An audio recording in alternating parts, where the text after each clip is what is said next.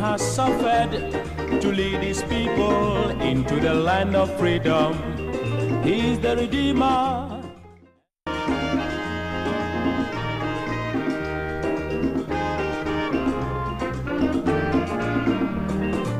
He has labored, he has suffered to lead his people into the land of freedom.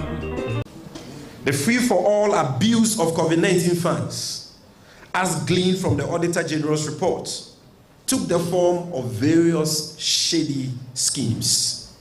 One of such underhand dealings was the case of the over-invoicing by the National Food Buffer Stock Company. The Auditor General found, through his investigations, that between April 2020 and September 2020, the company received 3 payments totaling 42.2 million Ghana cedis. That is some 420 billion old Ghana cedis. Whereas way bills from various institutions which received these supplies amounted to only 40.8 million Ghana cedis, thereby leading to over-invoicing of 1.4 million Ghana cedis and over. Friends from the media, it has also emerged that at the height of the pandemic, when frontline health workers complained about the lack of adequate PPEs, with some even losing their lives, senior management and supporting staff of the Ministry of Information were busy paying themselves a total amount of 151,000 Ghana cedis as COVID-19 risk allowance without approval.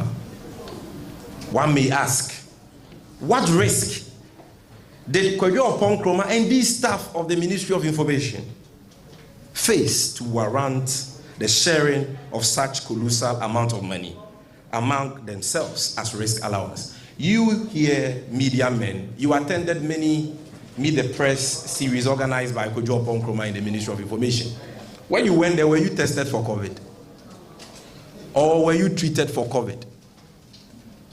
To have warranted the payment of COVID risk allowances to Kojo Nkrumah and his staff. Worthy of note that these thinking revelations have come at a time of excruciating hardships, occasioned by high tax payments, hyperinflation, and an increasing rate of unemployment.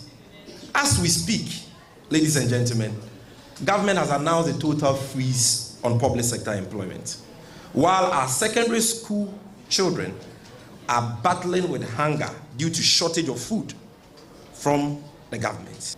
We in the NDC have always maintained that the manner in which COVID-19 funds were expended by the Akufo-Addo government spelled doom for our economy. It is a fact beyond dispute that Ghana is now bankrupt and our economy has finally collapsed under the watch of President Akufo-Addo and Alhaji Bawumia. The NDC hereby calls on the Public Accounts Committee of Parliament to expedite its public hearings on this special audit report into COVID-19 funds. This hearing should be televised live for the Ghanaian public to follow and be apprised of how their government expended COVID-19 funds. Secondly, we urge Parliament to compel the Auditor General to exercise his power of surcharge and disallowance to retrieve all COVID-19 funds that have been misapplied or misused through various infractions and veritable acts of criminality. The Supreme Court has been very clear on this. The Auditor General owes this a duty to this country. His report is not enough, and we want to see him taking concrete actions, surcharging people and retrieving these stolen monies.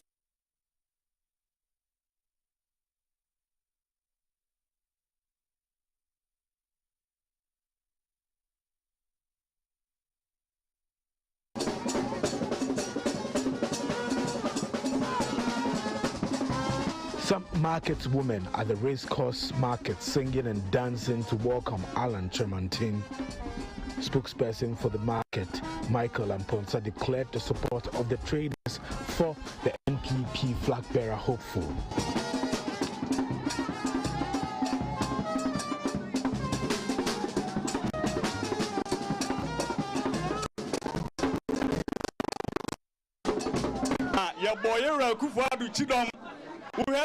He says, we supported President Akufo-Addo. He had the central market. We are the kingmakers. We are giving you all our support and blessings. We will pick your nomination forms for you when the time comes. We know you do not engage in politics of insults. We will urge you to continue on that path. All the market women here support you, he said.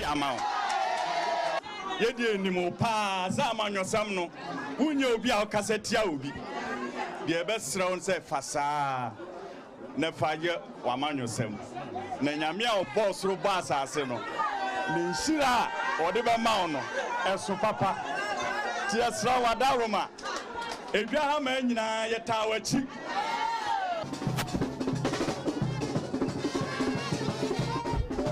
One of the market queen mothers, Grace Ej Daku, says they will lead Alan Tremantin to pick his nomination forms when the time comes.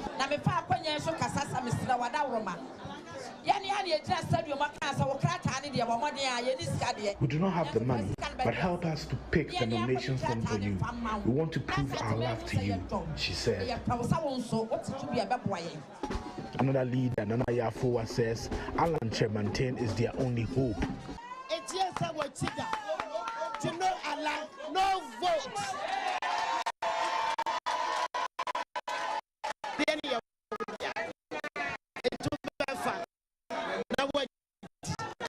She says, you have our support.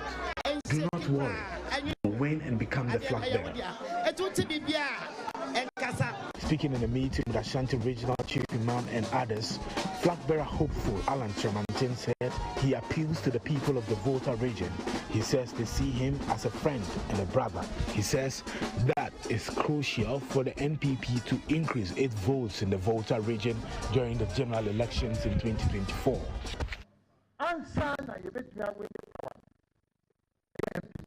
You need a candidate.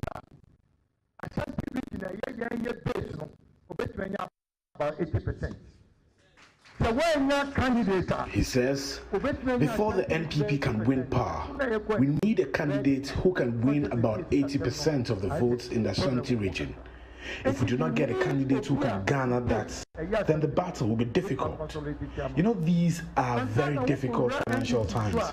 So you need someone who can consolidate your base whilst also increasing your votes in the Volta region, which is the stronghold of the NDC.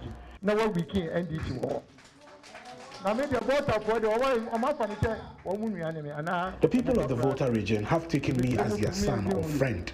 So let's think about this carefully. You need to choose someone who can help the NPP stay in government.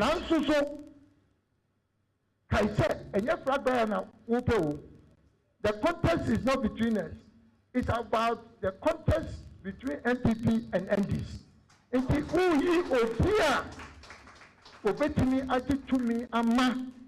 NPP ni akabe mu sebe nyoma ya hye nyina no na kofa ban fufura mba ama oma meka se omonto aso eno ne madisia. I therefore strongly encourage His Excellency the Akufo-Addo-led administration to work relentlessly to address the most pressing socio-economic challenges that are now caging our country. And the third condition, to enable us break the eight, is to allow all MPP delegates to assess each aspirant, prospective aspirant, in order to select the most suitable person to lead the party forward as its presidential candidate.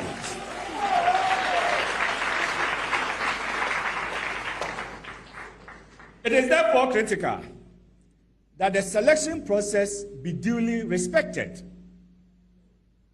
And I'll say more on this point.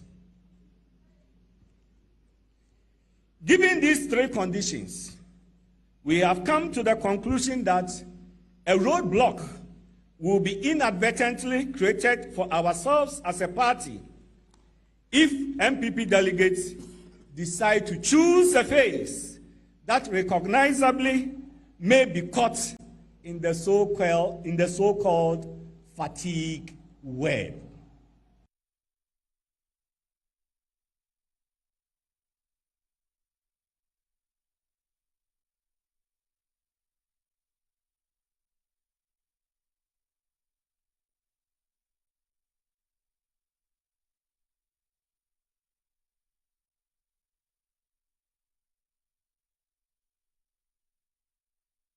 The party, the NPP, finds itself in a quandary currently. They have a challenge because of the economic performance, currently, and others the economic performance, and others legacy that he will be bequeathing to Ghanaians. And the party's overall interest, the desire to remain in power, and then the immediate issue, competing interest in the party, who is going to lead the party going forward. So these two issues are, if you like, in contention. And within the party, they've come into some sort of conflict. The interest around them so high, to the best of my understanding, that is why they couldn't take a decision. Everybody is pulling, their weight. And so far, it is like they are not very clear as to whether, one, the party in government will be able to, pull something out economically before 2024. The fear that an earlier decision, to go forward and produce a flag bearer will take the shine, will take the focus, off the presidency is an interesting thing because it's necessarily unfounded. If the presidency were, busy with a very significant agenda that is being implemented, which can significantly affect the life of Ghanaians, our politics will focus on that. From steering committee through to National Executive Committee and National Council, it has been resolved that as a party we need to do further consultation on the timelines for the presidential and parliamentary elections, and within the possible shortest time, we will come out with the timelines for our presidential and parliamentary elections. He's the only one who can unite this party.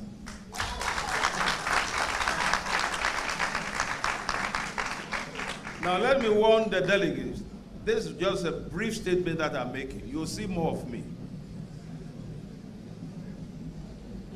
I want delegates to be very careful. If you miss this man, you will regret terribly.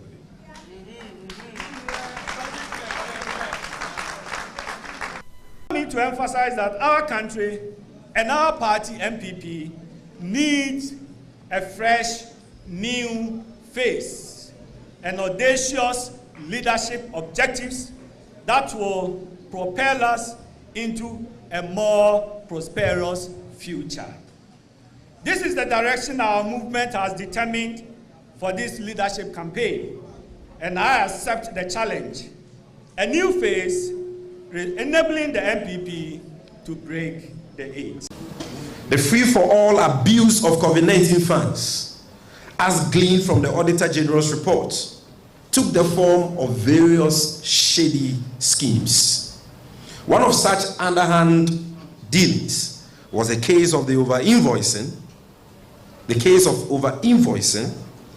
by the National Food Buffer Stock Company.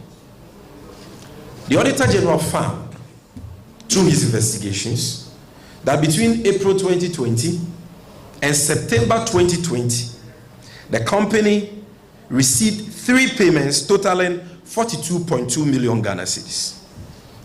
That is some 420 billion old Ghana cedis.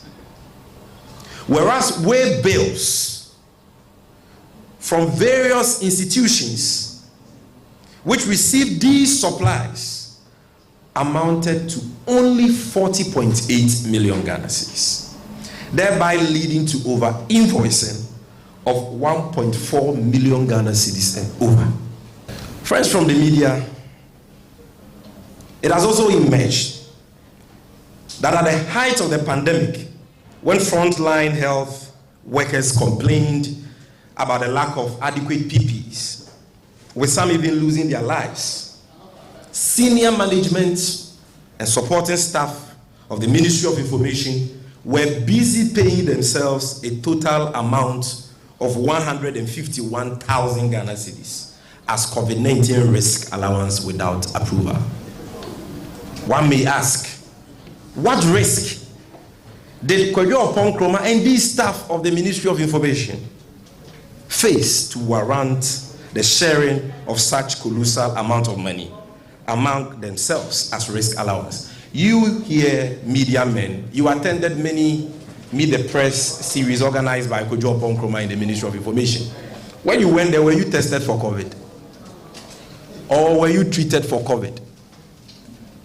To have warranted the payment of COVID risk allowances to Kojo Nkrumah and his staff. Worthy of note that these thinking revelations have come at a time of excruciating hardships, occasioned by high tax payments, hyperinflation, and an increasing rate of unemployment.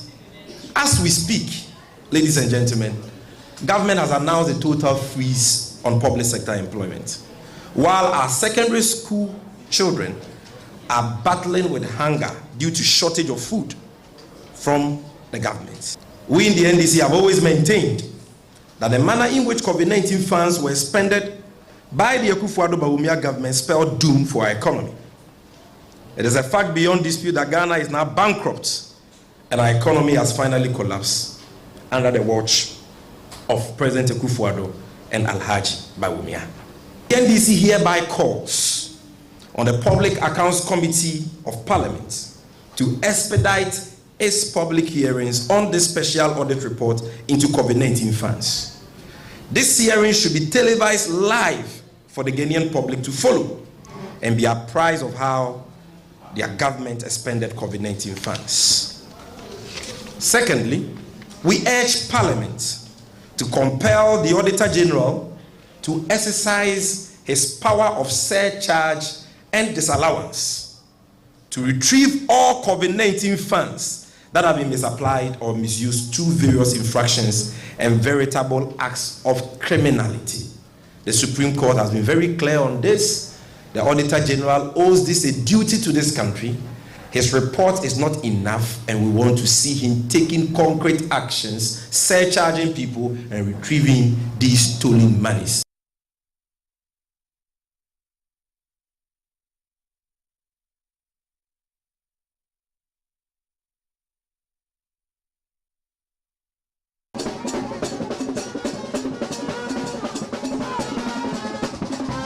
Some market women at the racecourse market singing and dancing to welcome Alan Tremantin. Spokesperson for the market, Michael Amponsa, declared the support of the traders for the NPP Flagbearer hopeful.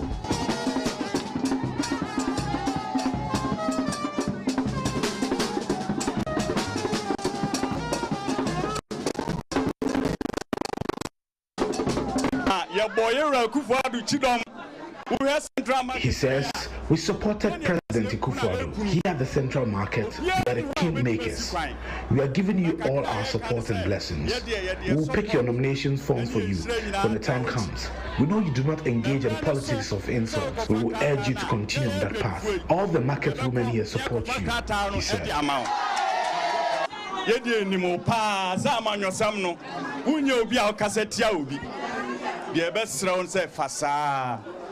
He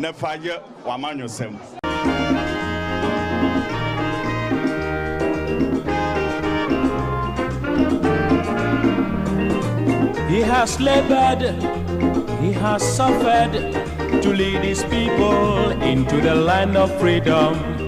He is the Redeemer.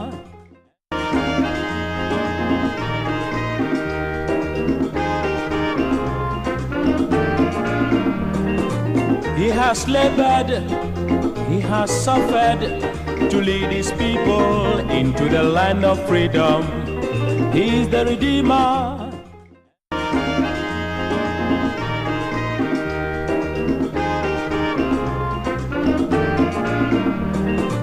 He has labored. Good morning. Thank you very much for choosing Pan-African Television, from where we bring you Alhaji and Alhaji for today. It's the mother of all talk shows. It's a Saturday and we are live. How was your week? Well, it's been quite an interesting week when it comes to matters of current affairs, politics, economy. Wherever you look, there was something to talk about. To the point where finally, even Kobna Edu-Jemfi has filed or gotten an order, a restraining order against Honorable Samuel Okudzeto Ablakwa. The statement was first issued. A statement was first issued by Victor Kusi-Boatin. Now Kobna Edu-Jemfi is in court. Those are just a little bit of the things we've seen this week, including even the rental policy being rolled out. That later turned out to be an idea of rent masters that has been subsumed by government. But we're not talking about any of those issues, because this morning our focus is on the audit of the COVID-19 expenditure between 2020 and 2021. So far, over 21 billion cedis gone. What did we use the money for? That was what the Auditor General was supposed to help us answer. The report is out. There are those who say not deep enough.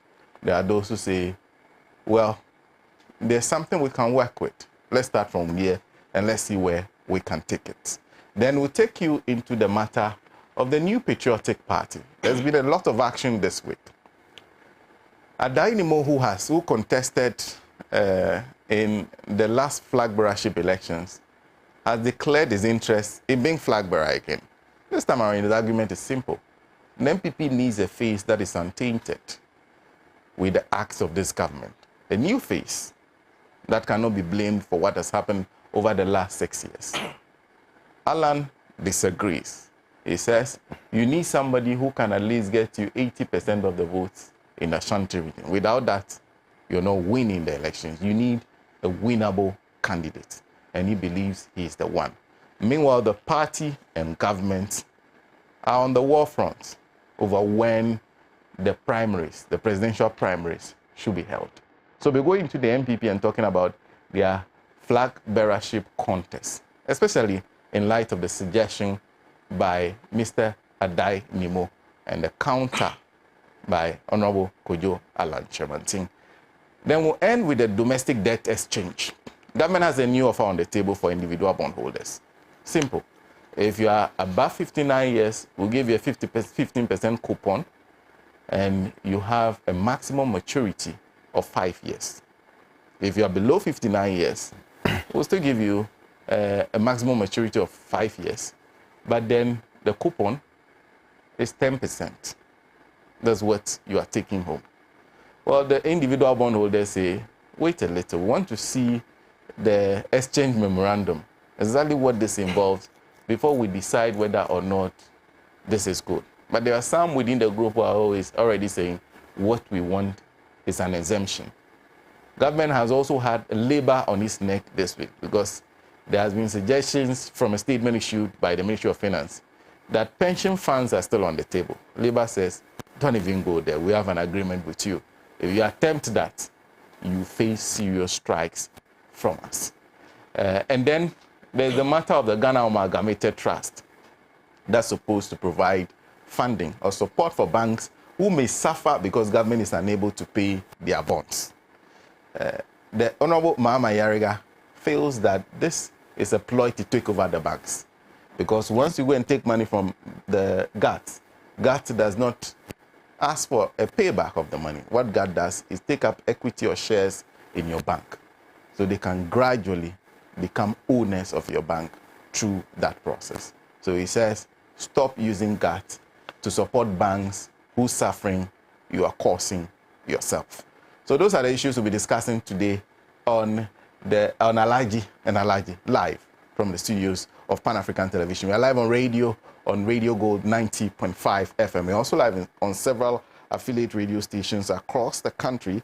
We are live on Shine FM in Akachi on 96.9, Hales FM in Adaklo on 91.7, Niwansi Radio Kete Krachi on 89.7, Stella Radio Dabala on 97.1, Diamond FM in Tamale on 93.7, Bewa Radio Yendi is on 106.5, Radio Kitaon Saboba is on 95.7, Benya FM in Elmina 105.7, there's Global FM in Ho on 105.1, there's Volta 1 TV, there's Zebs FM in Zabila, there is True FM 92.5 in Adeso, there's Lamaya FM 89.1 in Tripoli, there's Boem 88.7 FM in Jasikan, and there's Lukusi 96.1 in Ve Golokwati. We are live on all those stations. I am Sena, Nombo, and joining me this morning for this discussion, let me start from my left, Mr. Solomon Owusu, who is a member of the communications team of the New Patriotic Party, joining us this morning.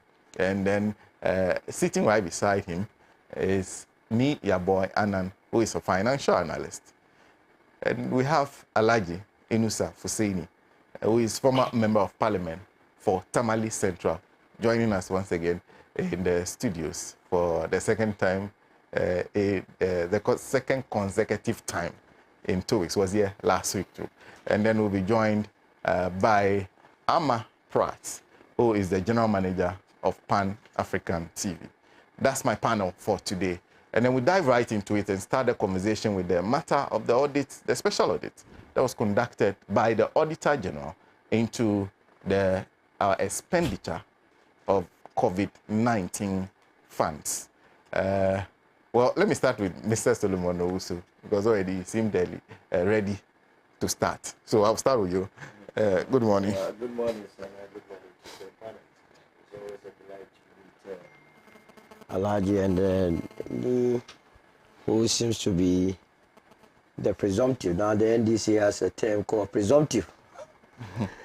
Presumptive member of candidate for the due, and I hope you will be addressed as such for all the yeoman's job that you are doing for the party, except that it will be very difficult for him, if given the opportunity to lead the NDC, to beat any NPP candidate in order to do.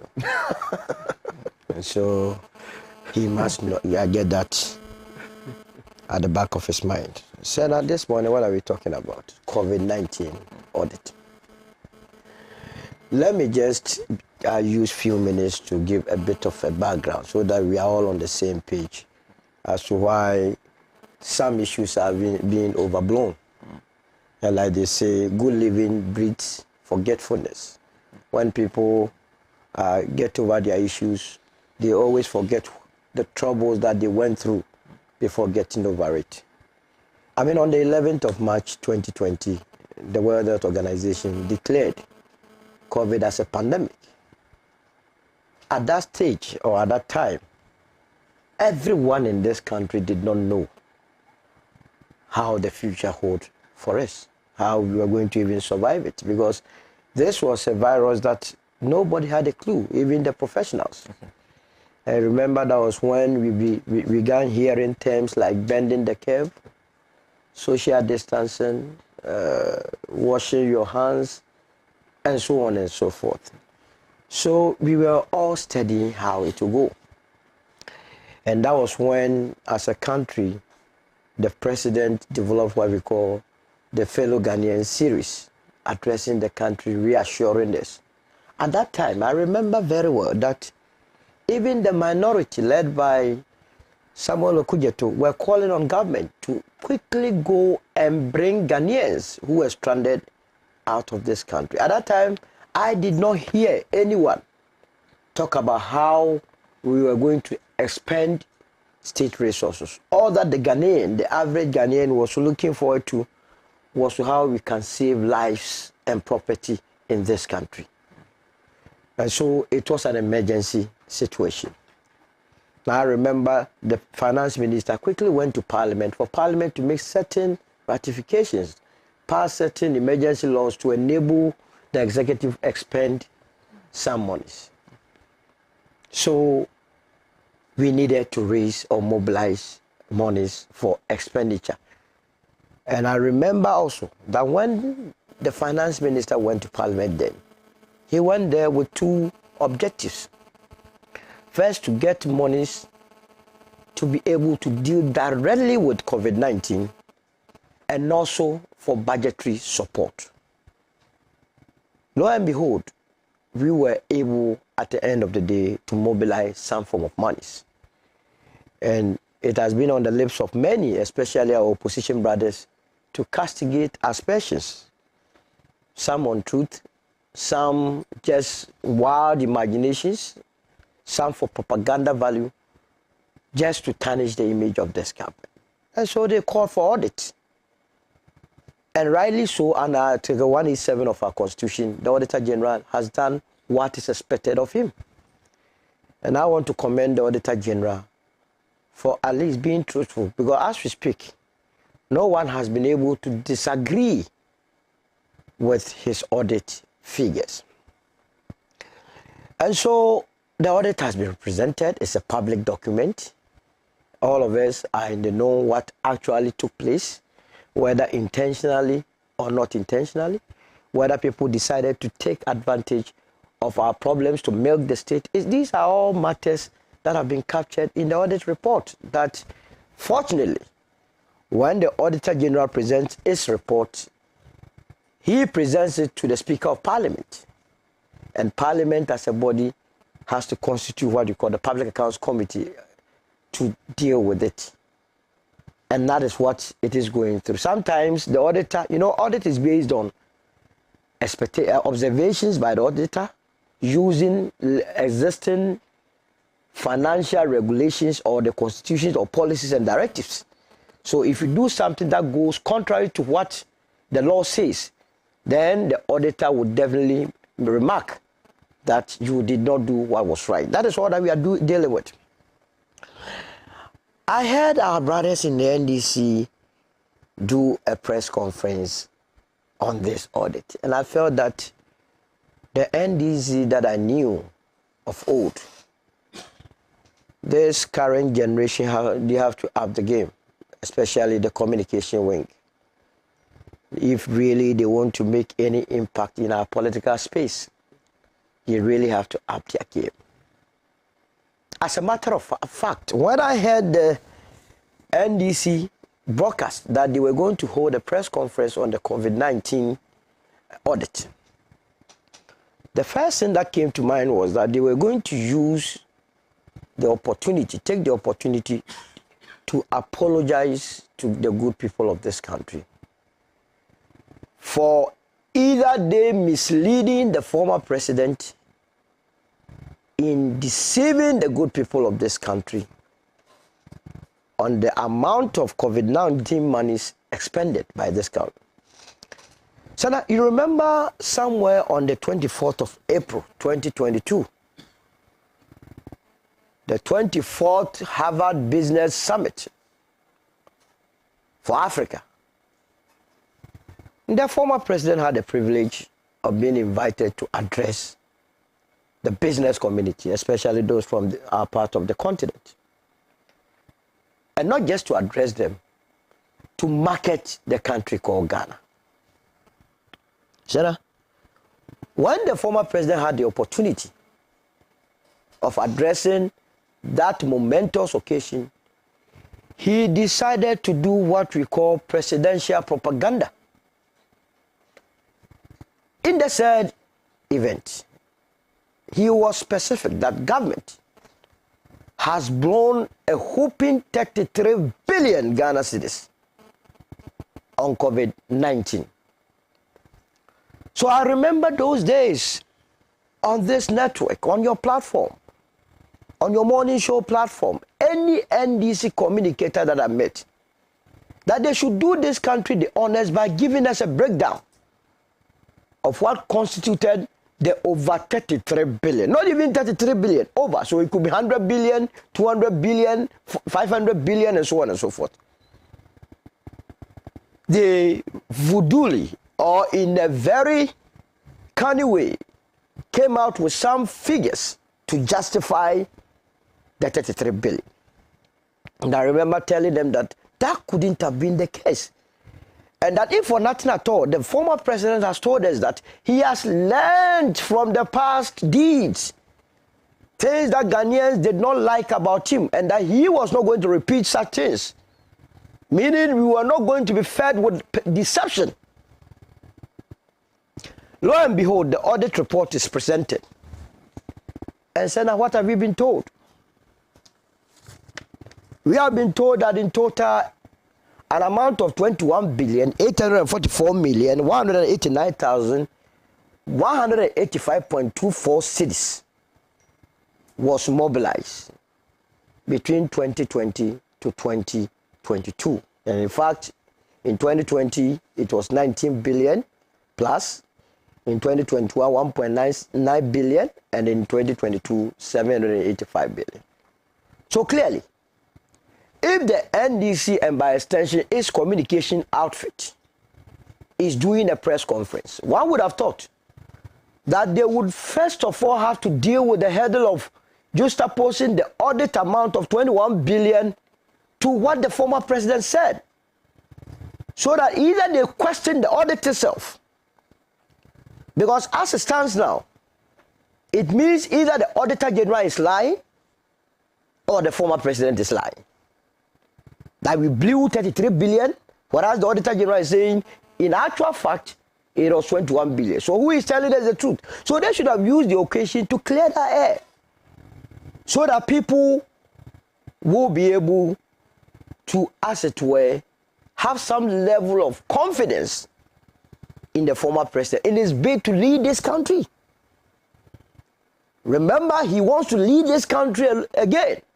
And as someone that wants to lead this country, you must be truthful to the good people of this country. They did not do that, but rather establish the fact that indeed they agree to everything that the audit has said. So therefore, on this occasion, I'm using your platform to, as a matter of urgency and as a matter of respect, that the former president finds a way to convince the Harvard Business School to organize another program for him to go back onto that platform to apologize officially to the good people of this country for misleading the world, for not marketing the world in truth. Not marketing this country to the world in truth. Now, it is also very interesting that the same communication outfit decided to read back a report. They bought airtime, called journalists into a room, that they had discovered something novel, so serious that we have never heard before. So I was all ears. I had to leave whatever I was doing, because hey, the NDC was coming out with a bombshell. They organized journalists for 1 hour, 15 minutes, and what the communication director of the party did was to just go and print Auditor General's report and read it verbatim to the good people of this country. A report that is already known by us. And you say you are doing something? That was rather unfortunate. And that's why I said this current crop of communicators in the NDC must help us by uplifting the bar. Sena, let's go into the audit and see whether indeed as a country there are certain things to improve upon. Remember, audit, every audit is done for us to improve upon our systems, structures, policies, laws, regulations, and so on and so on. That is why if you have realized any issue the auditor, any observation the auditor makes, it also professes some sort of suggestions to deal with it so that it does not recur. You go to the Ministry of Health under the audit, and we are told that an amount of $120 million plus was paid to UNICEF through Harvard for the supply of vaccines into this country. And I have seen quite a number of communicators from the opposition, especially the NDC, makes a lot of noise about that payment. And I say, when you are speaking after the fact, you can always draw these conclusions in the comfort of your home. Sena, at that time, in the midst of COVID, at the height of COVID, what were we all calling for as a country? I mean, it's about time the Communication Bureau of the NPP, I've told them, and this I'm serving notice, that they must just do one thing, go back to the COVID era of 2020 to 2021, at the peak of it, and pick all the voices and begin to play back to Ghanaians what Ghanaians were calling for. That the good people of this country were telling the government that no matter what it takes, they must go and get the vaccine. Nobody wanted to die, though we pray that we go to heaven. During COVID, everybody wanted to survive. And the government must do everything, whatever it took, to get the vaccines. And that's why you remember the president said, we knew how to bring an economy back, but we didn't know how to bring human beings back. And so if you are a minister responsible for health, and UNICEF claims they have the vaccine, they can get us the vaccine to vaccinate the citizens. Why would between putting the monies in your account and sending the monies to those that have it, what would you do? This is a matter of decision making. This is not a matter of propaganda. So the Minister of Health paid 120 million. At that time, COVID, don't forget, was something that caught us impromptu. And even the same audit report tells us that COVID came to expose the various lapses in our economy in terms of infrastructure. At the time COVID struck, we did not have enough storage facility to be able to store voluminous amount of vaccines. So paying 120 million, the UNICEF supplied 5 million doses of it, which runs into about $38 million. That does not mean anybody has, as it were, diverted any amounts of money. At least the audit report tells you that the money is with UNICEF and Abbott. And that if you are going to do the conversions, what it meant was that we paid for close to 60 million doses of vaccines. And as our capacity to store was 5 million. So the idea was to get a first 5 million used, and then we'll follow. When the vaccine, you and I know how government had to struggle to even get people to vaccinate. Because of the obvious propaganda. Now you had a lot of people say the vaccines do not even meet specifications, and so on and so forth. So if the audit exposes that and tells you that the ministry, together with the government, must make the effort to go back and renegotiate with UNICEF. Don't forget that it is very difficult if you come to me as UNICEF that I want to buy X amount of products. Per your instructions, I have also ordered from the factory. Factory produces, you pay. How do I then go back to UNICEF and tell UNICEF that all the vaccines that I made the factory to produce, please, we don't need it anymore. Send it back to the factory. And how would the factory also make up for the ingredients or the raw materials that they use for the production? So it is easier said than done. But I believe that so long as the audit was able to identify where the monies were paid to and the purpose for which, what the country can then ask for from UNICEF is to show to us whether or not the vaccines actually exist, whether or not the remaining quantity of the vaccines, we can have it. That is what must interest us. Now, when you go to the finance ministry, there was also an infraction there that a company by name Infraco that set up this virtual platforms. You know, during the COVID, people were working from their homes using the Zoom. That was when Zoom and other applications became so common to us. Exactly. And no, the auditor or the auditors are not disputing the fact that an amount was paid. what you were saying, or what they are saying per the report, is that they failed, the government failed to withhold the 7.5% meant for the GRA. So these are matters that can easily be corrected. And this caused a whole political party that is in turmoil, that is struggling to even deal with its leadership, to organize a press conference and read it back to us. That, hey, we have found out something that is so serious, and that journalists must come to listen to. Meanwhile, all the journalists that went there had a copy of the Auditor General's report. So some of them were even furious that, hey, we have a lot of time at our hands to deal with pressing issues and not these matters. And so when you are calling us into a press conference, you must call us into a press conference that has serious matters. We have been told that with the buffer stock,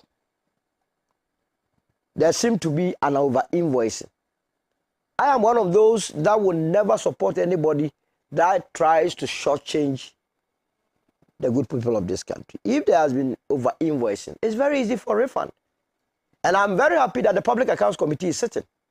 That this must be an issue that they have to look at as to whether or not indeed there was over-invoicing and who benefited from it. And if there was an invoice, it means fraud. And what does the law say about fraud? So these are matters that can be dealt with. In any case, we have not been told that the over-invoicing was occasioned by the director of the buffer stock, neither was it occasioned by any minister. Probably, if it is true, it was done by a civil servant. Yet, we find it necessary, convenient, to just lay the blame at the doorsteps of government for political advantage. Sena, we are not doing ourselves any good if we do not look at ways and means to find solutions to the various loopholes that exist in our public space. And that is, for me, that must interest us. How well are we prepared as a country to face emergencies? This was an emergency. And this is where I want policy advisors to look at that. We will put up a rigorous system that will be able to deal with emergency situations using COVID-19 as a test case. You don't just have to go and sleep, do the usual method, no action, talk only. And then when we are hit with another pandemic or another emergency situation, we just go back and don't know what we will be doing. Else, we would never be growing. So on this occasion, I want to admonish the entire country to revisit the days leading to COVID-19, during COVID-19 and after, so that if there is, especially parliamentarians, portions of our laws, of our acts that we can amend to cater for some of these experiences. Remember, this is the first time we have been treated to COVID-19. In our lifetime, I have never experienced any pandemic that occasioned people being made to stay homes. And I hear people talk about why did you use part of the money to pay salaries, to do things that are not directly related to COVID-19. I was like, hey, I'm in this country. The Minister of Finance, when he went to Parliament, told the world that part of the monies were going to be used for budgetary support. When we say budgetary support, what do we mean by that? And indeed, when you go into the audit report, it tells you that monies that came from the World Bank, monies that came from the IMF, the government of Ghana, COVID-19 bonds that were sold, all went into liability management. And that's budgetary support. So why would anybody come and just make propaganda that the Ministry of Information, some members there expended 153,000 when we have not been told the details? I hope the National Democratic Congress, especially its communication wing, would have some level of confidence in their members of parliament, especially now that they have a new coup maker as the minority leader, to encourage him that this is his first test case, to let the world know whether or not the level of integrity that he preached, having accepted the offer, he will be able to bring it to bear for everyone to appreciate.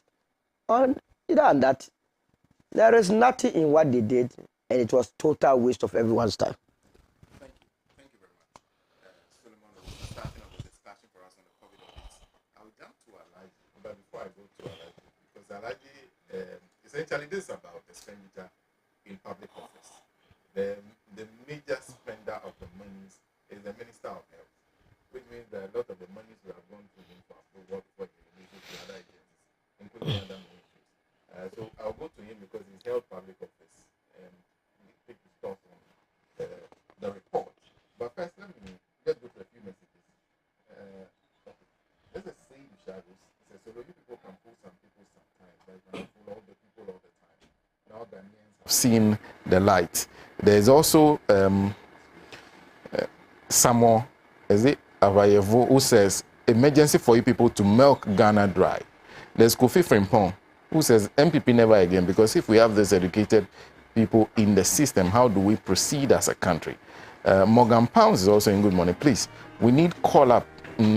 Okay, I hear you. There's Audu Musa who says, you see how some politicians behave.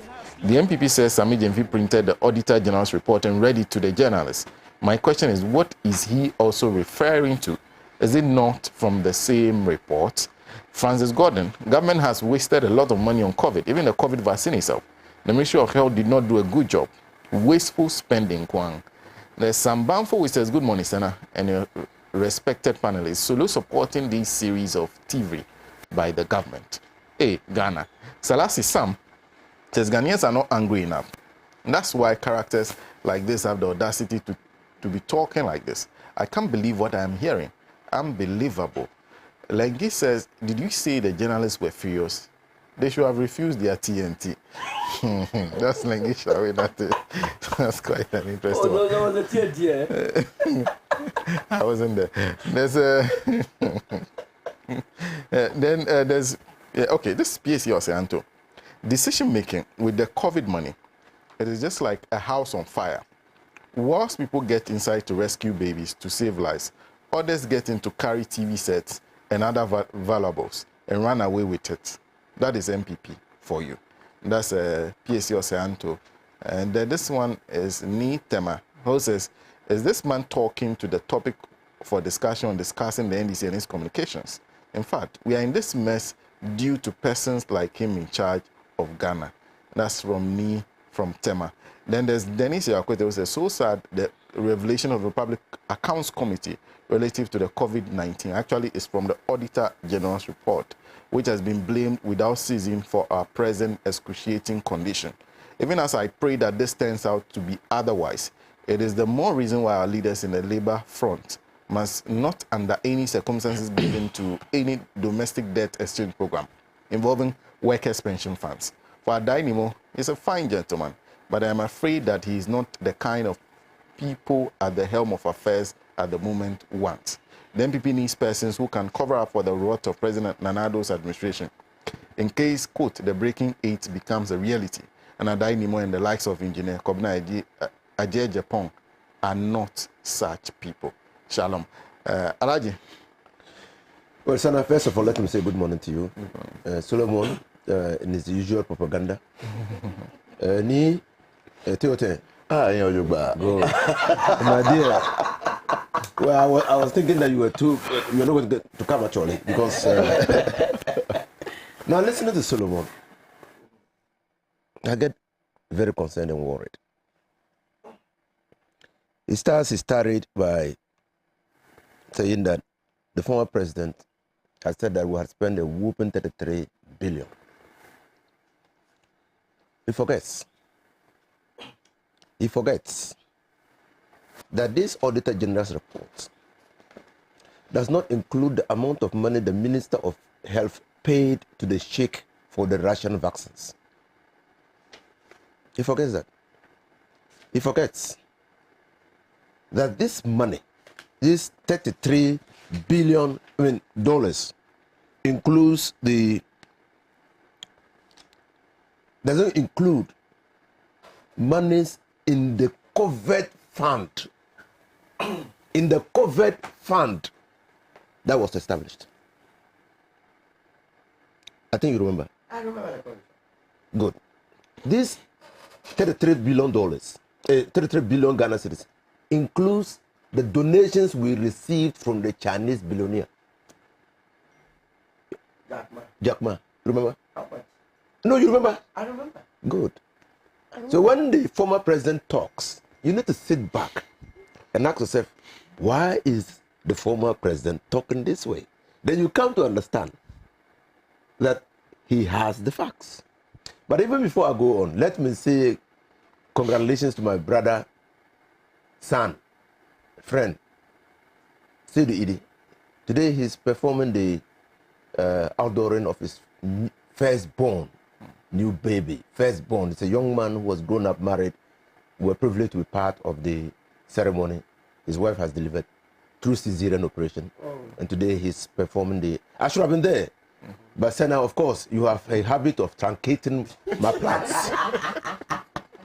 So I couldn't be there, you know. So, and then because it was cesarean, I just pray for the health of the baby and the mother and hope that the Lord, good Lord, will provide for their sustenance.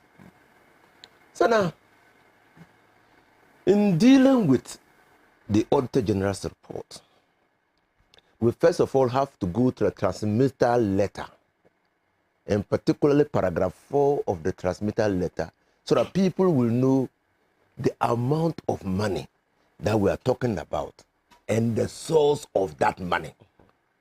If not, you will make the same mistake Solomon is making by claiming that the former president was wrong.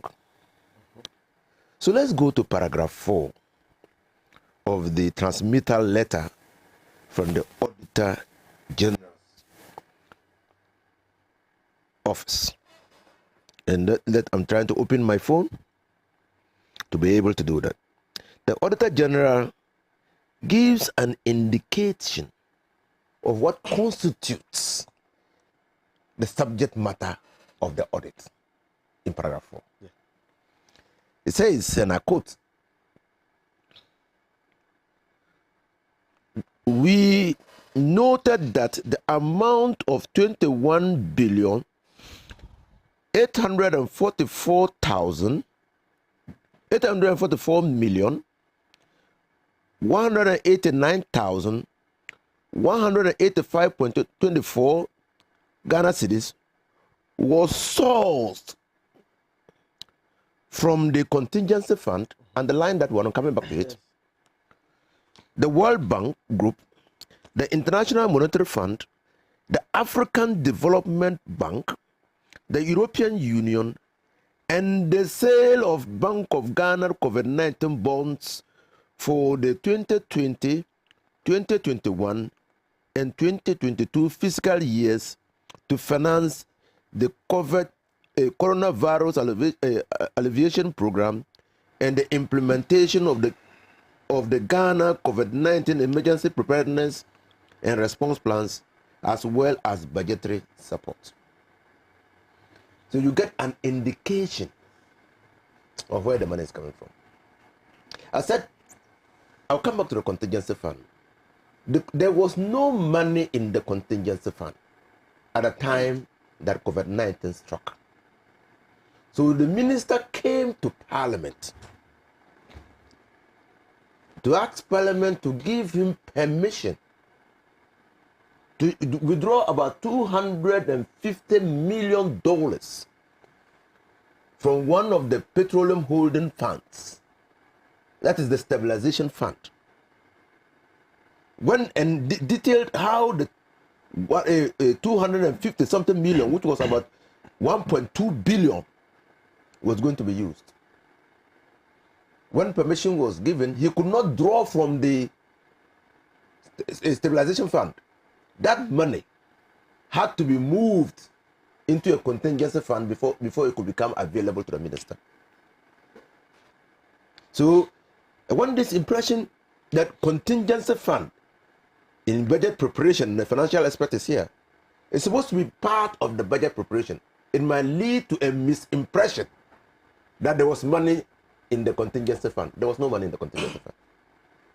That money that has been captured there as contingency fund was the money that was moved from the stabilization fund into the contingency fund. So we know where the money comes from. And like I said, doesn't include the money the Minister of Health paid to the Saudi Sheikh, the Dubai Sheikh for the supply of the Russian vaccines without parliamentary approval. It doesn't include that one. It doesn't include that one. It doesn't also include monies that Ghana was able to get through the establishment of the COVID new coronavirus alleviation fund account. Also doesn't include what Jack Mao gave us. It doesn't include. And probably minimal. The most important thing for you to understand is that the audit, this particular audit, deals with a particular or some sources of money for which Ghana is accounting for. Now, so we all know that money was 21 billion 844 million 189,185.24 cedis. We all know that. We also know that out of this 21,000, 11 billion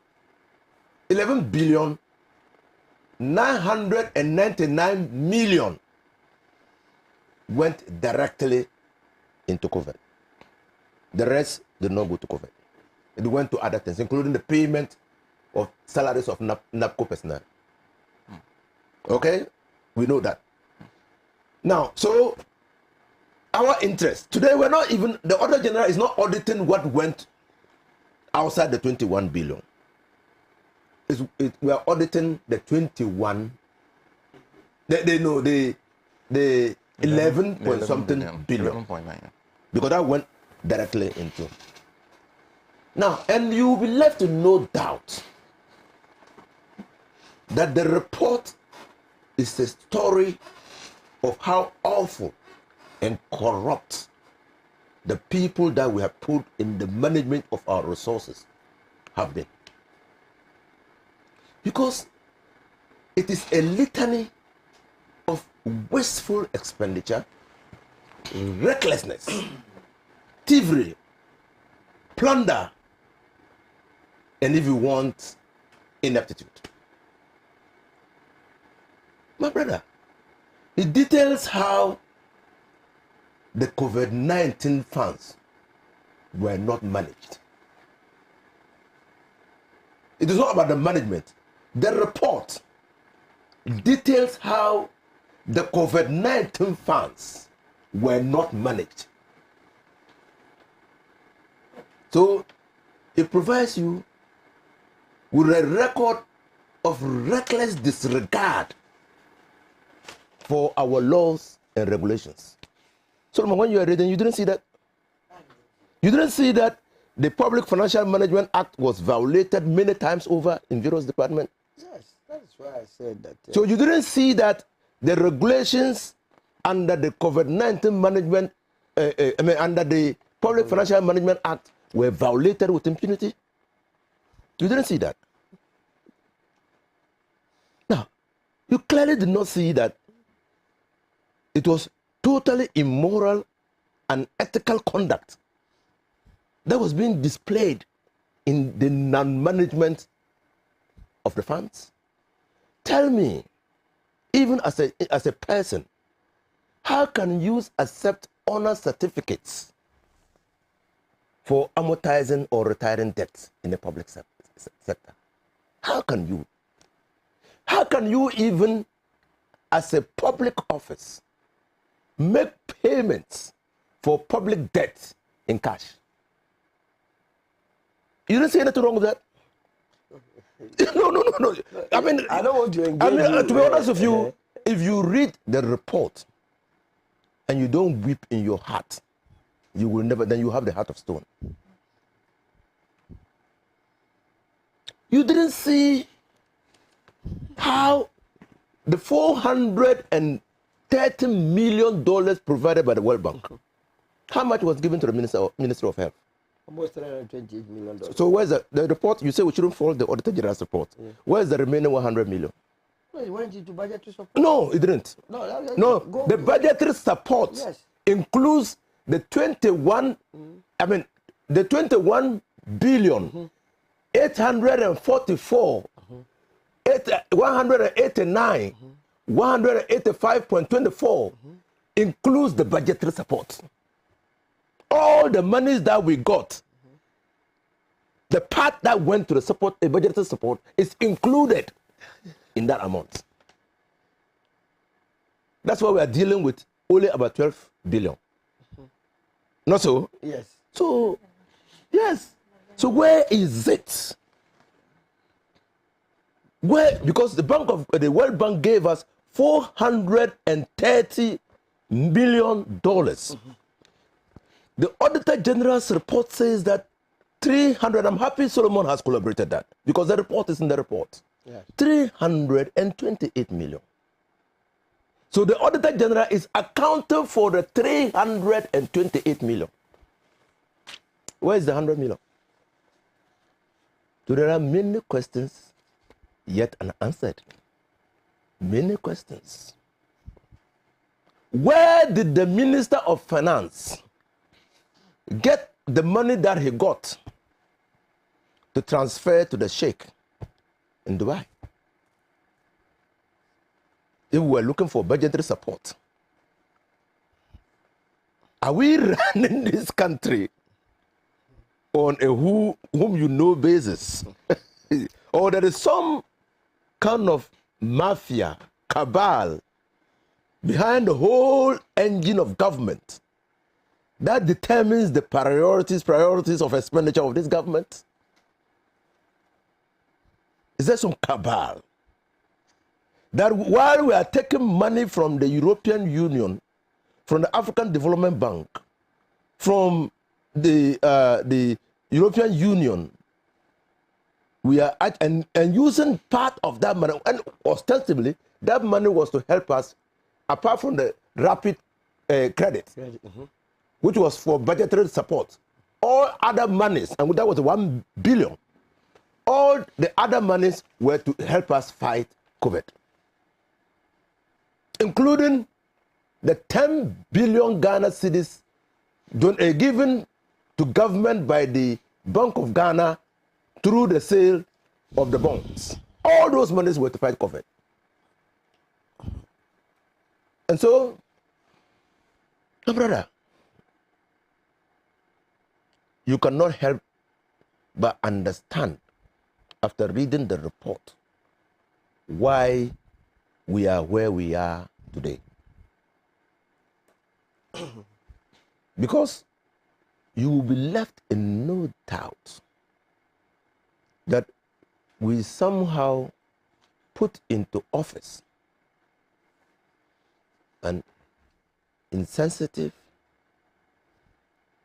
inefficient, inept, corrupt, lazy, intolerant, arrogant leaders. That's why we are where we are. My brother, COVID-19, while people were at times lifting the lockdown because it was slowing down economic activity, the Minister of Health went to Adaklu, found a structure that was not completed, rented that structure for 25 years, paid the rental of 15 million, and used 20 million for its renovation, and the property was not used.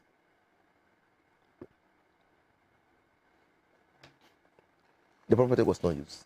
There is a doctor in Medina, Christ Lee's Medical Center, a private hospital, no record of any COVID patient being admitted there or any COVID patient being treated there.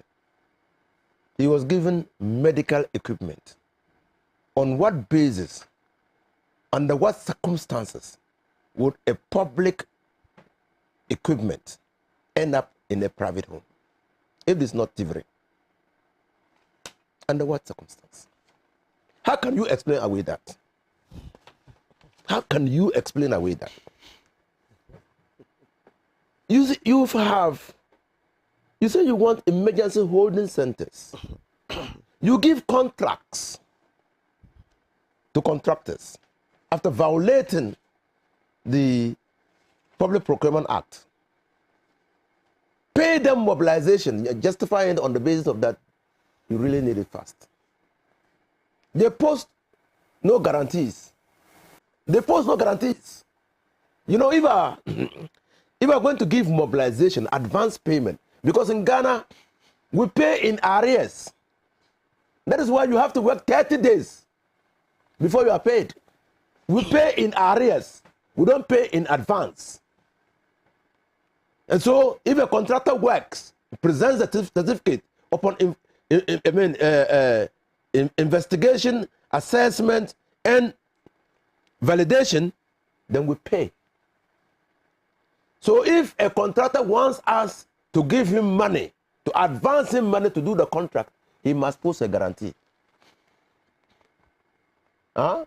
Oh, these are different issues. I mean, we are talking about emergency situation. You are talking about what is emergency? Emergency situation. Pandemic is emergency situation. Solomon, emergency situation should not rob you of your senses of thought. Hey, after the fact. No, it should not. I'm telling you. Our laws do not say. Our laws, nowhere in the laws of Ghana does it say that when we are in an emergency situation, we must suspend the application of laws. Or you know of a law like that? No, I don't know. Yes. it means that at any time that you are acting, you must know that your head is still on your neck and that you are capable of thought. No, you can't. You can't, on the basis of an emergency, obviate the application, refuse to follow the laws of the country. You can't. You can't. It can only come from a bunch of incompetent people like the NPP. And I saw all the excuses given by officers. We were in an emergency. So emergency means you run to the Bank of Ghana, withdraw monies to pay caterers for food that they had supplied in cash. That's emergency. This can only be motivated by other considerations other than emergency. Such as when the Minister of Gender and Women Affairs, or what's the name? Social protection, gender and social protection. Gender could not account for 5 million Ghana cedis in the first few days that they made the payments. I think you came across the report. I read it into they couldn't account. Yeah, so you see, when you are only omitting aspect of the report so when you for propaganda value. No, not propaganda. I'm speaking to the facts of the report, and I want you to address your mind to the facts and ask yourself: under what circumstance will you pay 4.5 million Ghana cedis to a contractor to construct a holding center in Neliligu? He goes, he does 10% of the job, and he walks away with impunity. Is it that the 4.5 million, he shared it with the officers who gave him the contract? No, that is not captured. No, I'm just asking. I'm thinking aloud. This one is not allowed. This one. Please allow under what circumstance that the government of Ghana determines that a PPE, the unit cost of a PPE must be 3 cedis. The government determines that. And you go to procure the PPE and you vary the cost of the PPE to 4 cedis 50 cents. You, Abano Yawodia, Sakano Yawodia, is your money. Little wonder, the Auditor General said, there was no way we could get value for money for all the activities that we're doing. There was no way. You award a contract of 24 million Ghana cedis. And then you vary the contracts by close to 4 million Ghana cedis. That is more than 10%. That is more than 10% of the contract price. And you know that your tender entity committee says any variation beyond 10% must go back. You know that. Or immediate situation robs you of the capability of thought, a reason. Just understand. You know that.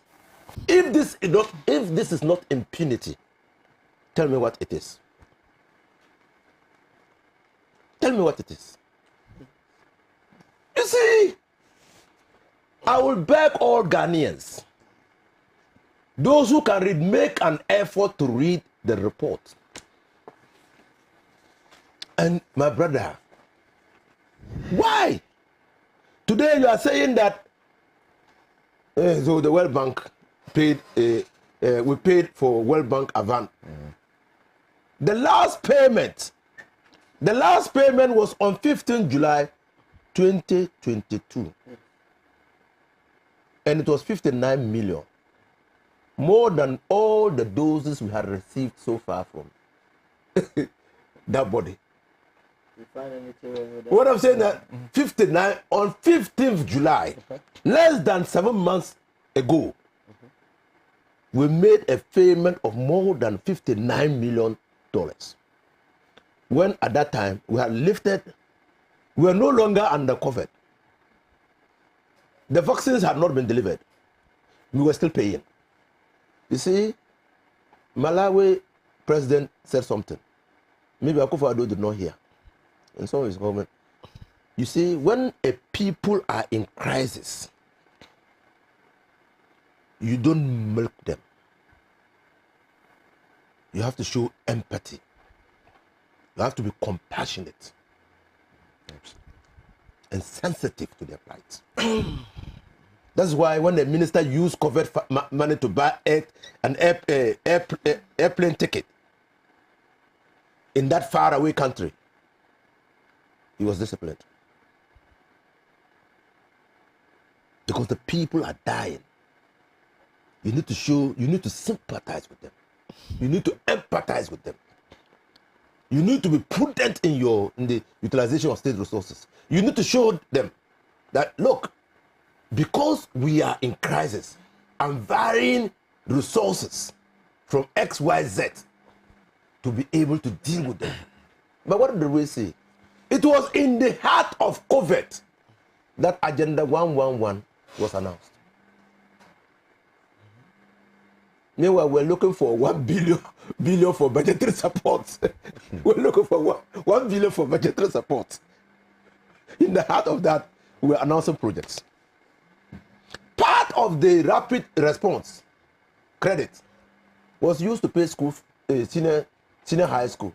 Yes. And you know, yes. Free HSS. Yes. And you know, yes. When Nana Akufo-Addo said, and you can go and check my wall, when he said that we have decided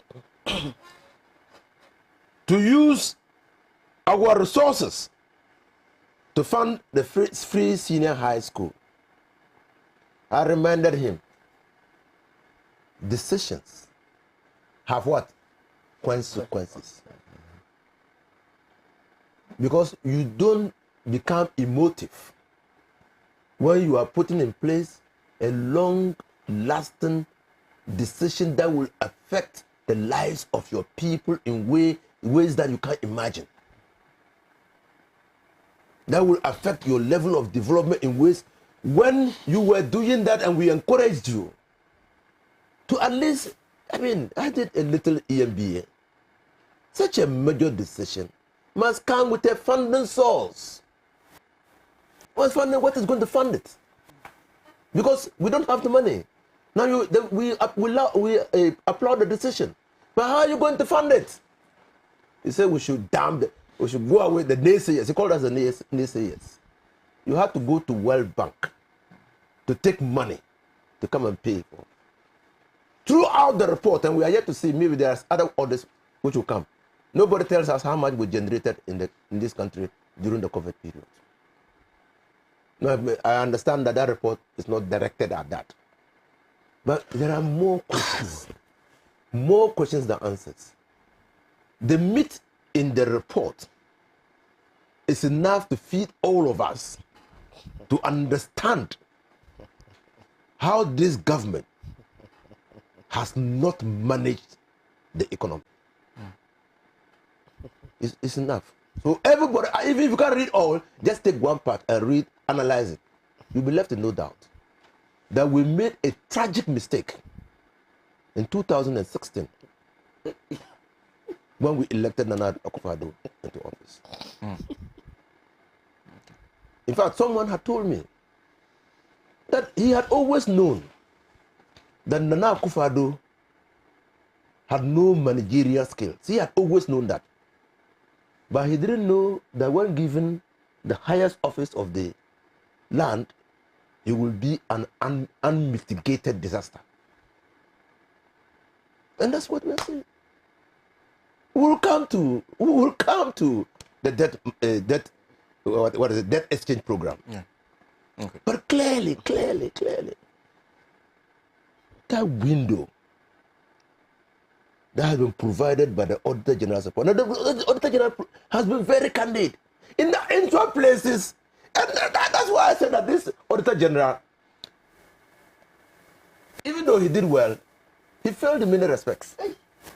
But how do you tell me as a lawyer that in areas where they were supposed to get approval and they didn't get, you, the Auditor General, is now recommending retroactive approval? How do you tell me that? Jesus. Yeah. How do you tell me that? That you can't find any other way to exonerate them. They should go for retroact. Hey, you hear some? You hear some before? Unless this Auditor General, retroactive approval. Oh, you just applauded the Auditor General. In one breath you applaud him. Thank you. The other breath you Thank you very much, Alhaji. Let's continue. I'll jump right to Nii Yarboi Annan, because Nii Yarboi Annan has also done Audit before. So I want to listen to him before I take the next round of comments you're sending to us via Facebook and also via other platforms you're sending those comments. Nii Yarboi Annan. Thank you, Sena. I greet my colleagues here and senior here, because we work side by side, but I think he doesn't know. I was in PKF. Okay. Whilst you are in Law Trust.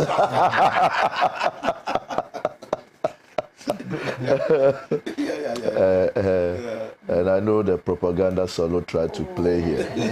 In Odododiodo, MPP doesn't matter. We matter. Well, I think that we need to take this issue step by step so that the ordinary Ghanaian would understand what is going on. And we need to understand the background of this. This is a situation that actually came about due to the fact that our president went to Sena and said that we had spent some 17.7 billion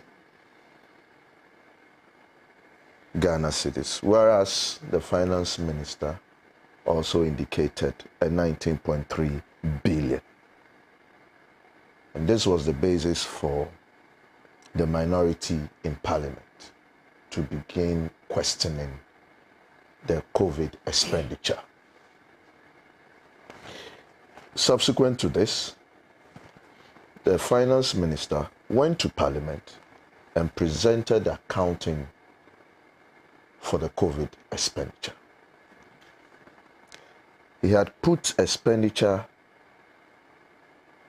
programmed at 11.16 billion, 16 billion. And actual expenditure at 8.12 billion for 2020. And then 2021, a program of 4.60 billion, actual expenditure 3.91 billion, which means that the total program was about 15 billion, whereas the actual expenditure was around 11 billion. The Auditor General is telling us today that the actual for 2020 was 19.1611 billion. This clearly shows that we cannot rely on the accuracy of our finance ministry. And that is dangerous to start with. That accounting processes within our Ministry of Finance and Accountant General cannot be relied upon. We could forgive the president that he was misled, but was misled by who? The Finance Ministry. And the reason why we brought in the Auditor General, and the Auditor General, after an audit, is also bringing us another different figure altogether. And any accounting system that cannot be relied upon is actually a useless one. Sorry, I have to say it this way. Because tomorrow, if the Ministry of Finance should come out with any figure, I have every right to say I cannot rely upon it. The credibility of our systems or accounting systems within the Ministry of Finance and the Accounting General again has been questioned. Now let's come to the reason or the main objectives of this audit, and that is where we need to focus. One is to ensure that our financial records were fairly presented. It has turned out to be the negative, that our financial records were not fairly presented. Again, that accounting records were kept accurate and complete. It is clear that the objective again is defeated because the accounting records were neither accurate nor complete. Again, that the expenditures are supported by sufficient and acceptable documentations. We are being told that some others should go for ratifications and all that, over invoicing and all the things, the infractions being clearly. It is clear that there weren't sufficient documentations supporting the expenditures under COVID. Again, the objective is defeated. That the internal control procedures were in place and were adhered to. It is clear if they have to go back and do things right, it meant clearly that the internal procedures were sidestepped. Again, the expenditure receipt and payment complied with acts, regulations, policies, and directives. We have been told here that those expenditure variations that had to go back to the PPA never got back to the PPA. Again, this objective is defeated.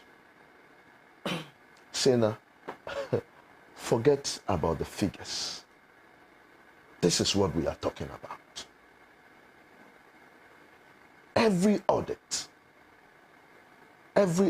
no matter what you call the audit, public sector audit, statutory audit, whichever the audit, you are always measuring what had occurred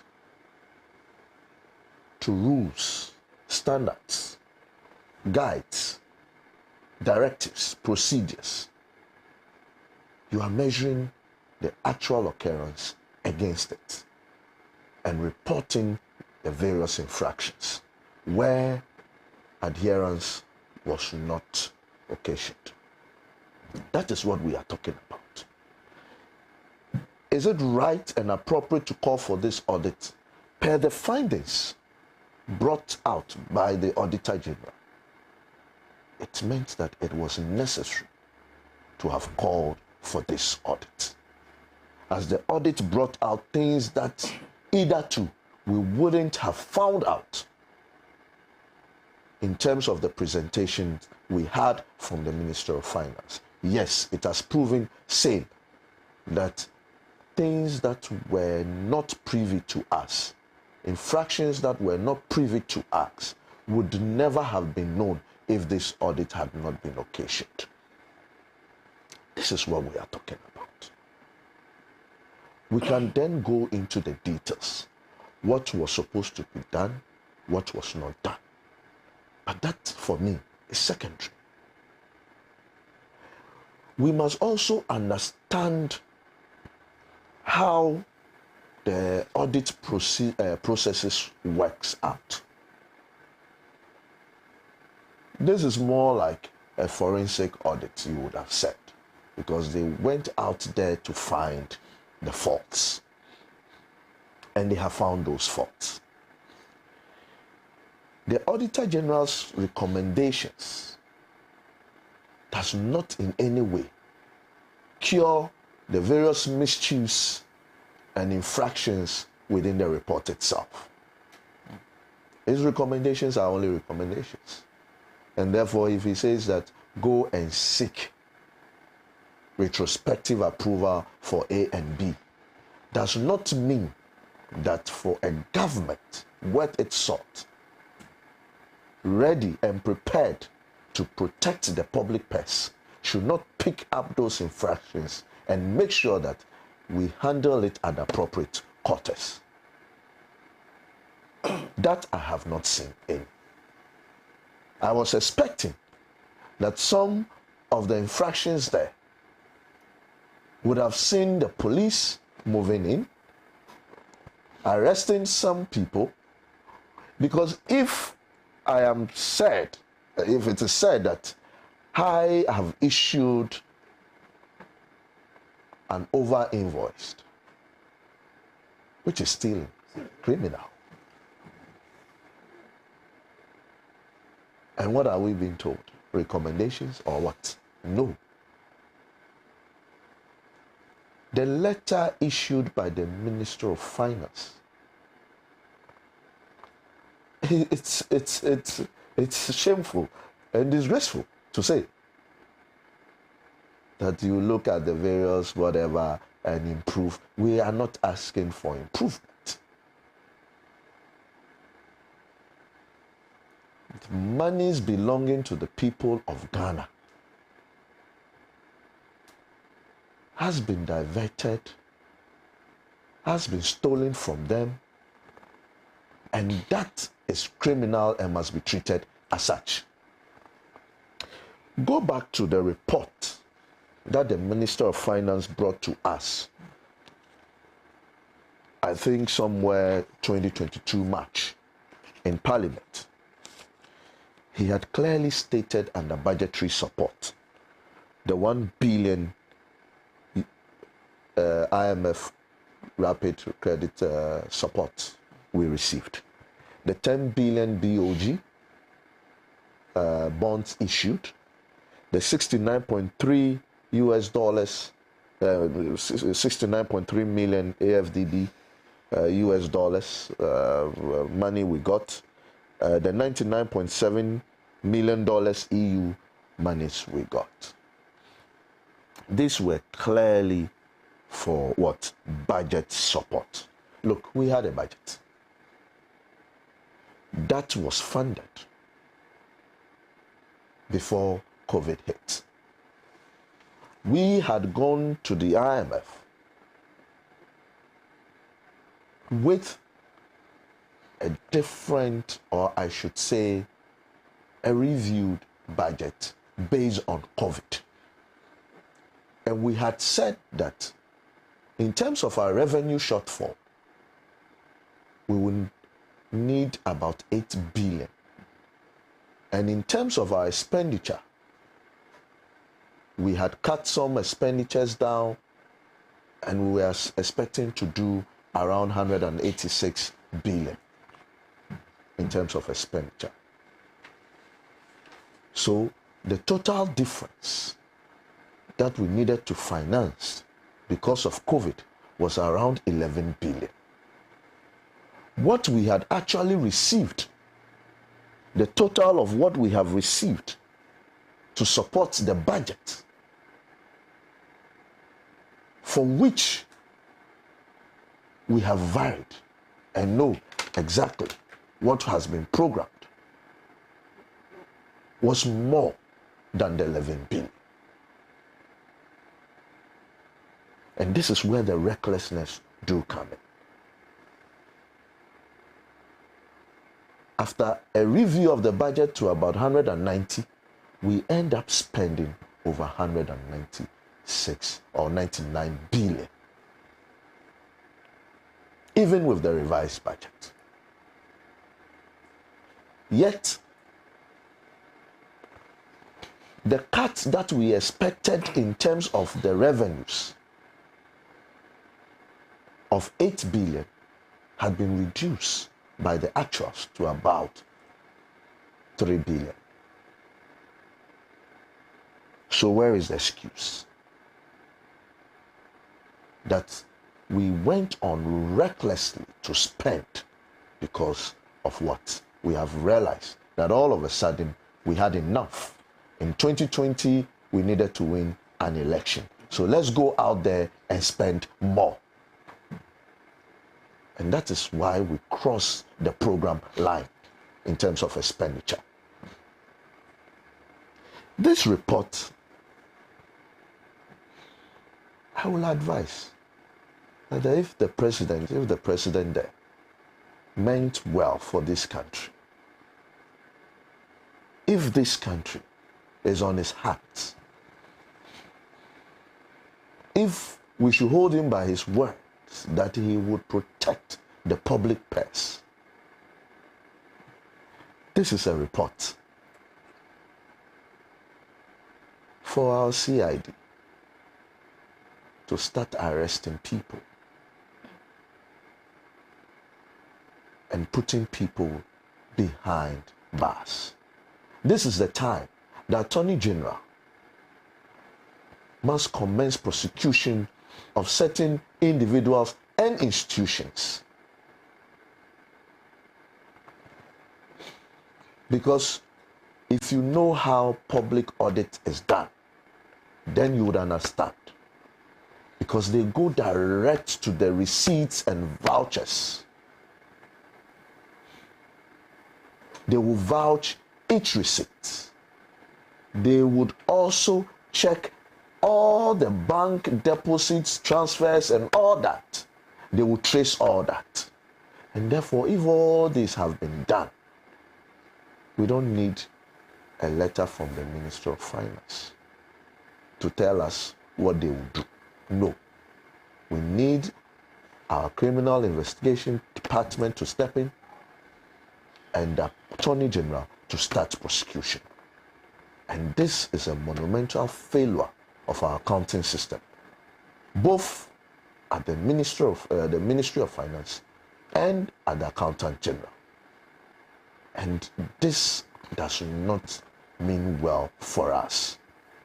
And I'm not surprised. That is why we always fail for some time now with our budgets.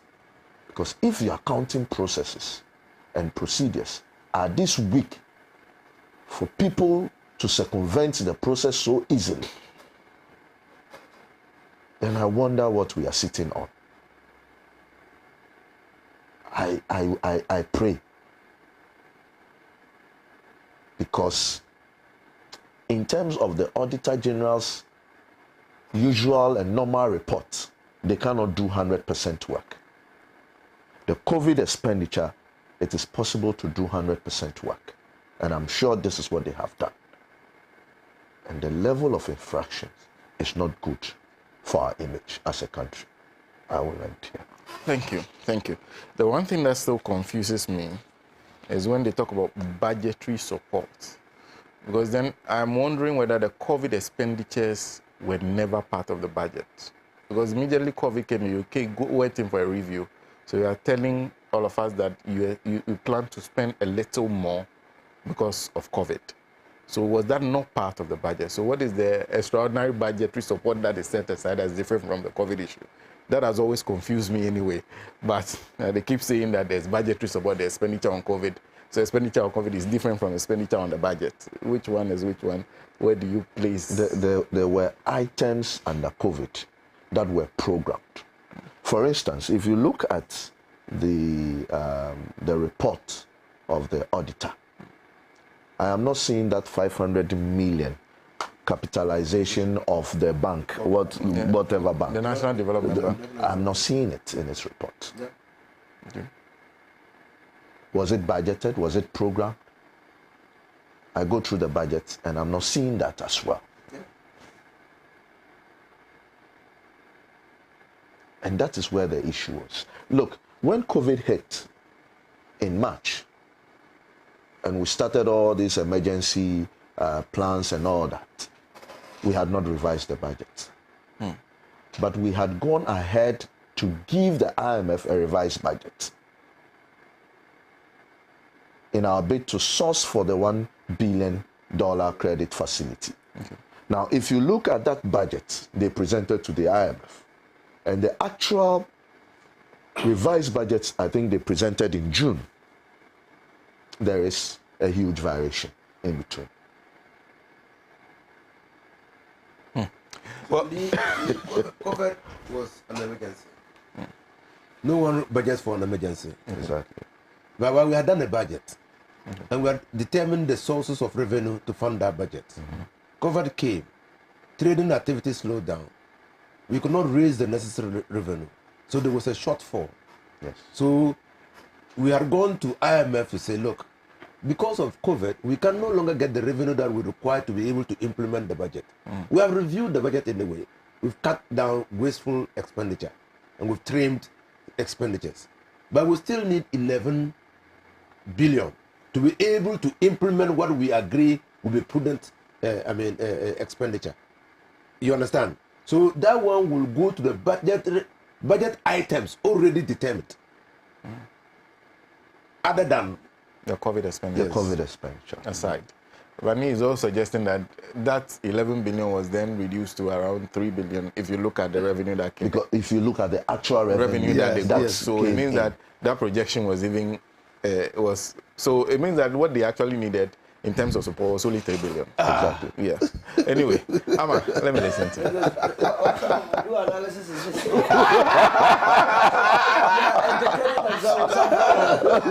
analysis.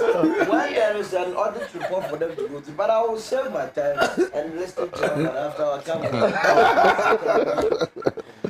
No, so don't worry. Me and you both. Yeah, on the same page. No, figures generally. I always up there. I can understand how you're saying. But I'd like to start this morning by paying tribute, homage to senior comrade Justice Keneku. Today is the day that he is being buried. Oh, okay. That's the more reason I'm even in some form. Okay. And I think that it's only befitting that on a day like this, on the man that he is. Because of who he is and what he stood for, especially for those of us here, those of us who work at Pan-African TV, those of us who are associated with the socialist movement, he lives. I'll just say that Uncle Justice, that's what most of us here call him.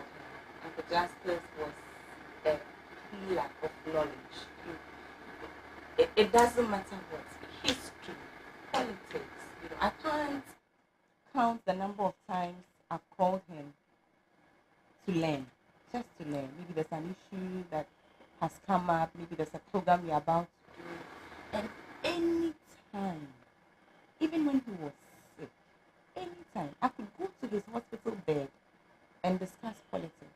That's how committed this man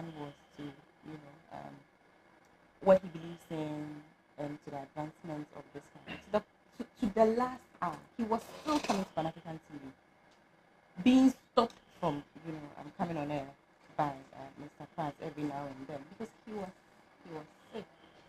So, I mean, we would be there, of course, to say our final goodbyes to him. But just so we are always in tune. For me, he just represents who and what we should all aspire to be. That you have knowledge. I think that the acquisition of knowledge, the whole point of acquisition of knowledge is to benefit the society, to help the world that you live in. So to the extent that Uncle Justice extended himself like that for all of us, how he enriched our TV discussions, how he enriched our personal knowledge. Before you continue, I have to take a short break. We'll be right back. Give us a minute. He has labored, he has suffered to lead his people into the land of freedom. He is the Redeemer.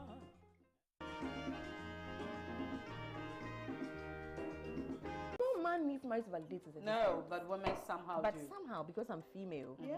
I should aspire towards marriage. We wouldn't be here if feminists were not working in the past because women didn't have the right to do anything. Right. We couldn't open bank accounts, No. we couldn't own properties, we couldn't even go to school. Look, we have educated men, oh my God, who are like chief misogynists. And so everywhere left to education alone, they will give you theories. So it's a big burden. Everywhere you go, like the arrows from every side, from your parents, from church, from school, from work. Like A woman doesn't sit like that. Yeah. As Yeah. a woman, you have to sit like this. Yeah. A woman doesn't dress like that. A woman doesn't raise her voice like that. A woman doesn't and then behave the like annoying this. parts, when you're speaking, they'll tell you smile because as a woman, you're supposed to smile. I'm not trying to be funny. What?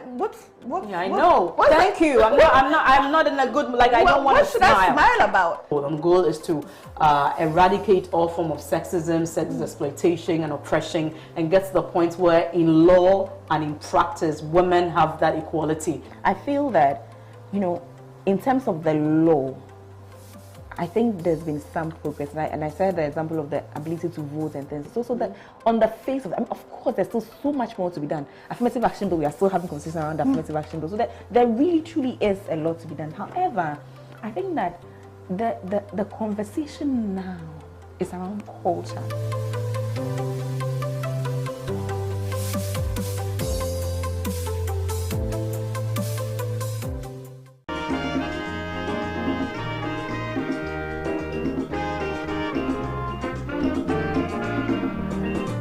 He has labored, he has suffered to lead his people into the land of freedom. He is the Redeemer.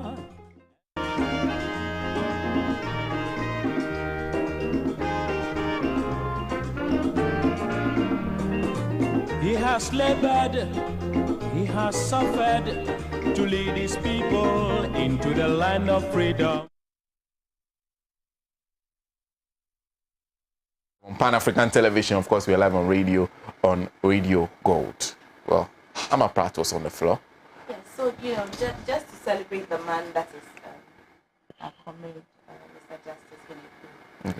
And like I was saying, to remind ourselves of the essence of life, the essence of acquiring knowledge, the importance of giving back, the importance of living a truly impactful, meaningful life. And to say that here at Pan-African TV and the socialist movement of Ghana, we will always cherish his essence and who he is, and we will constantly be reminded to live by it.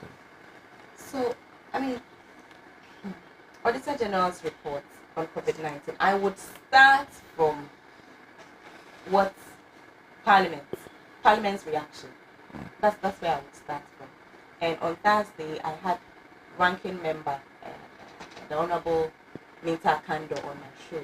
And according to him, they have serious issues with the Auditor General's report as it stands now. According to him, the report itself is missing at least some 6 billion Ghana cedis. There's some 6 billion Ghana cedis that is unaccounted for, from the Auditor General's report. So that's where I would start from. So they are saying that yes, work has been done. Yes, there seems to be, some audit seems to have taken place, all of that.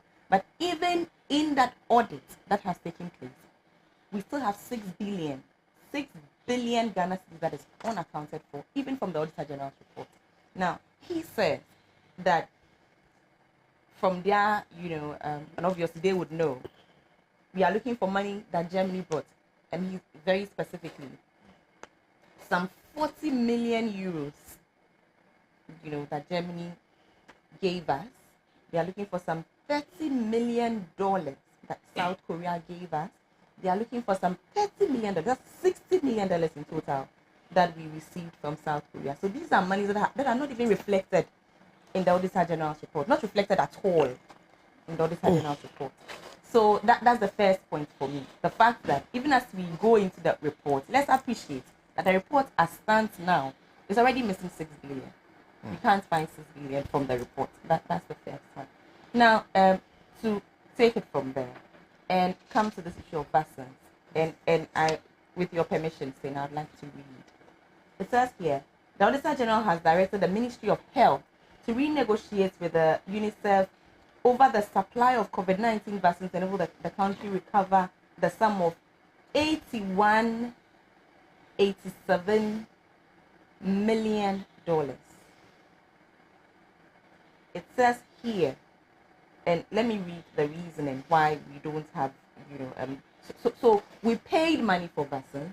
We received some of the vaccines. Some of the vaccines never came till today. We haven't received the vaccines. We have not gone back to renegotiate that contract. And here's the kicker for me. It says, the Chief Director of the Ministry of Health, the report indicated, explained that the amount was paid in anticipation of receiving all the vaccines within a short space of time for vaccination in the country. But unexpected vaccine donations into the country, coupled with limited vaccine storage capacity and the slow uptake by Ghanaians to be vaccinated, made it impossible to receive the vaccines that had been paid for. So the Ministry of Health is telling us that they paid to the tune of $81 million for vaccines, made payments, received some vaccines, realized at the time, not now, at that time, that they were receiving unexpected vaccine donations, that because of our storage capacity as a country, we can't take on more vaccines, that Ghanaians were simply not going and taking the vaccines, but did not think to renegotiate the contract at the time. You've paid money, and come on, you've paid money for something to be supplied to you. Let's say let's bring it down to the barest. Let's oversimplify the issue to its most illogical limits. I've ordered for shoes. My friend has given me shoes. I don't need the shoes anymore. What do? You renegotiate. Send me back my money, or send me back something else, or you mitigate losses. Now, what are the kind of losses we are talking about? $81 million. That's the kind of loss our Ministry of Health sat down, folded its arms, until today, $81 million. That's the kind of money we are talking about. It's money we have paid for vaccines, and we have completely ignored. We have completely acted as if this never happened. That's the kind of loss we are talking about. Okay, let's put that aside. Now, let's come and talk about the vaccines that only Ghana paid more for. And here I speak about the Sputnik V vaccines, where globally the vaccines were being sold for $10. Somehow only in Ghana we bought it for $19. That issue is also resting. In fact, this one is not even Auditor General report matter. This one is trite knowledge. This is something that came before. I'm just chipping that in because we are talking about vaccines and it's important to put it in perspective. That globally, world over, the vaccines were being sold for $10. But only in Kwame Nkrumah's Ghana, only us, we managed to miraculously buy those vaccines for $19 per vaccine. That's $9 extra. That poverty-stricken Ghana that's begging for IMF and all of those things, we paid more. We are so rich. Let's put that on the burner. Now, let's come back and talk about, and I love this one, this gift mix one.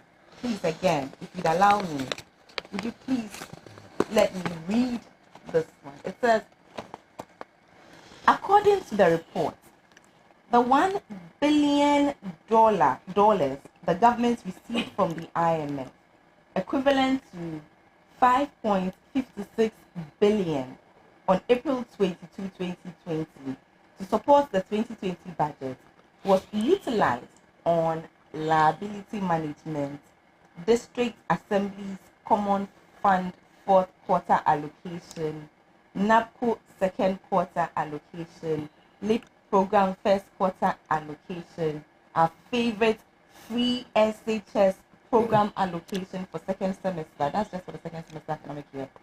Free water, electricity, and then capacity of the these are some of the things we use the money for. Again, please permit me, let me read further.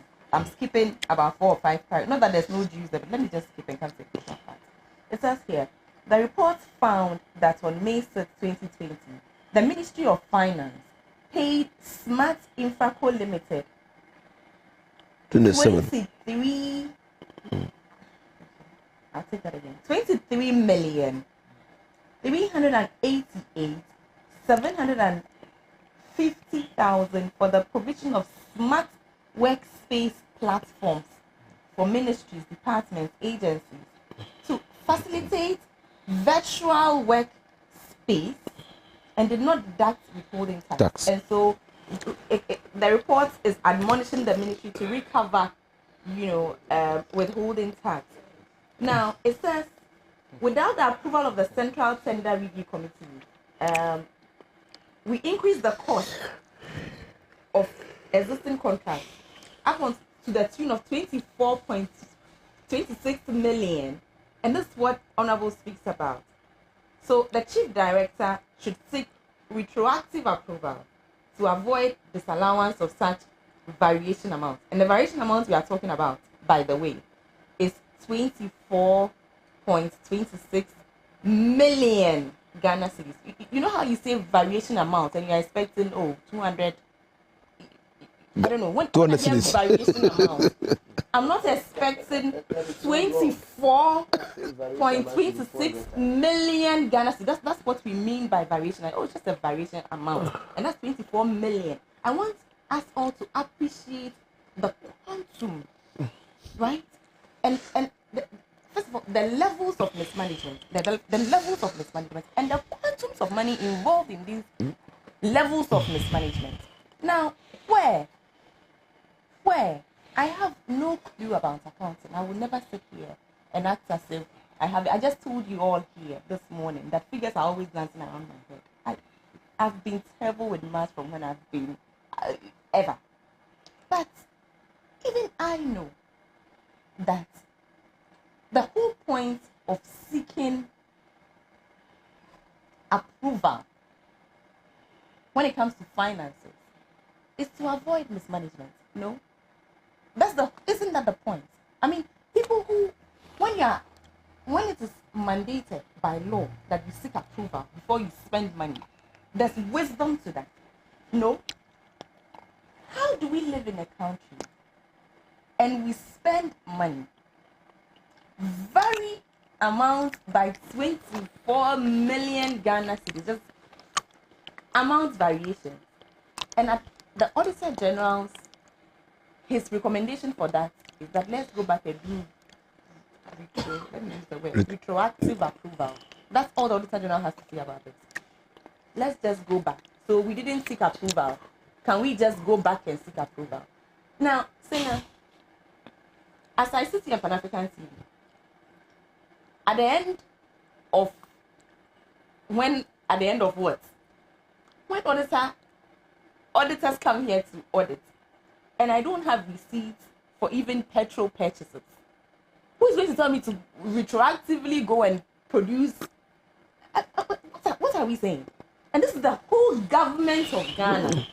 The Auditor General's recommendation for such gross mismanagement is that let's go back and seek retroactive approval for mismanagement.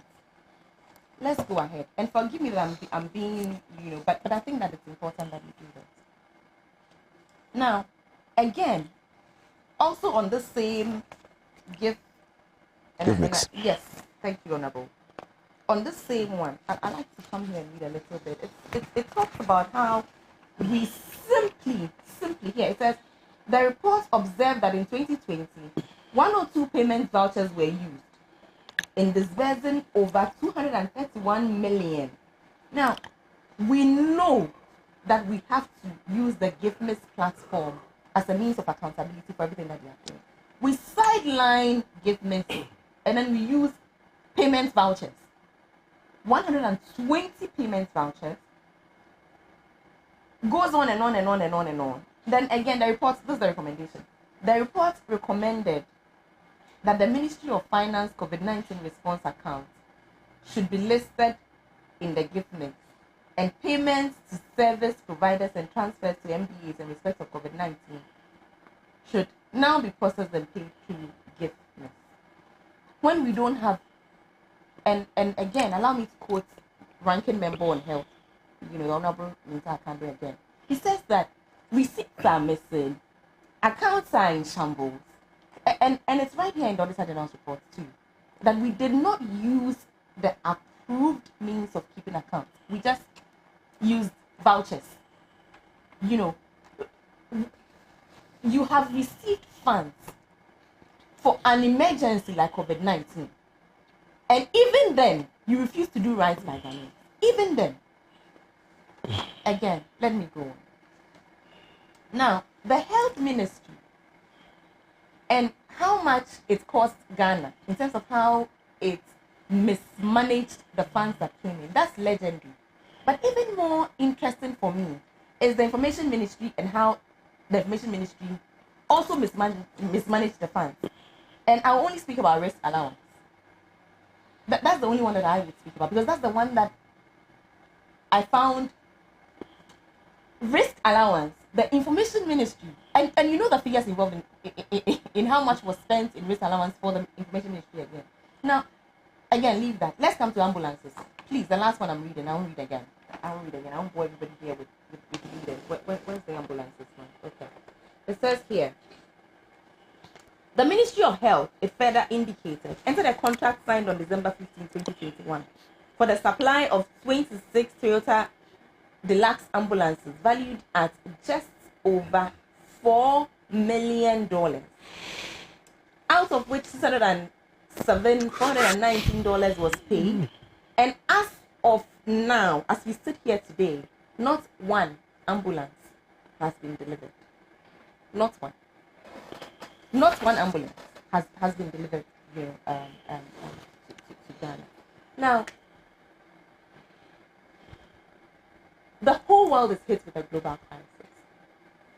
All of us are in crisis. Our government decides that this is the time, with COVID funds, that it can fleece the people. It doesn't get lower than that. There's no further conversation after this.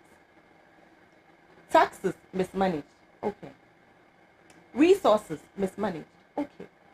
But calamity funds mismanaged. I mean, who does that? What kind of a people are we? That in a global pandemic, the money that has been mobilized to help our country deal with that's one too. For some people, it's time to make money. When people are dying, that's one too. It's time to make money with that one too, with a global pandemic. When people are dying, and as a government, your first reaction, your first response should be about how to save your people, how to mitigate losses, how to. In that time, our government had the presence of mind to mismanage to this extent and to fleece us to this extent. Now, the argument has been made that there is nothing in our recent history that has brought us more money than COVID-19. In actual fact, as sad as it is, being a global pandemic and all, Ghana made money from COVID-19. Where is that money?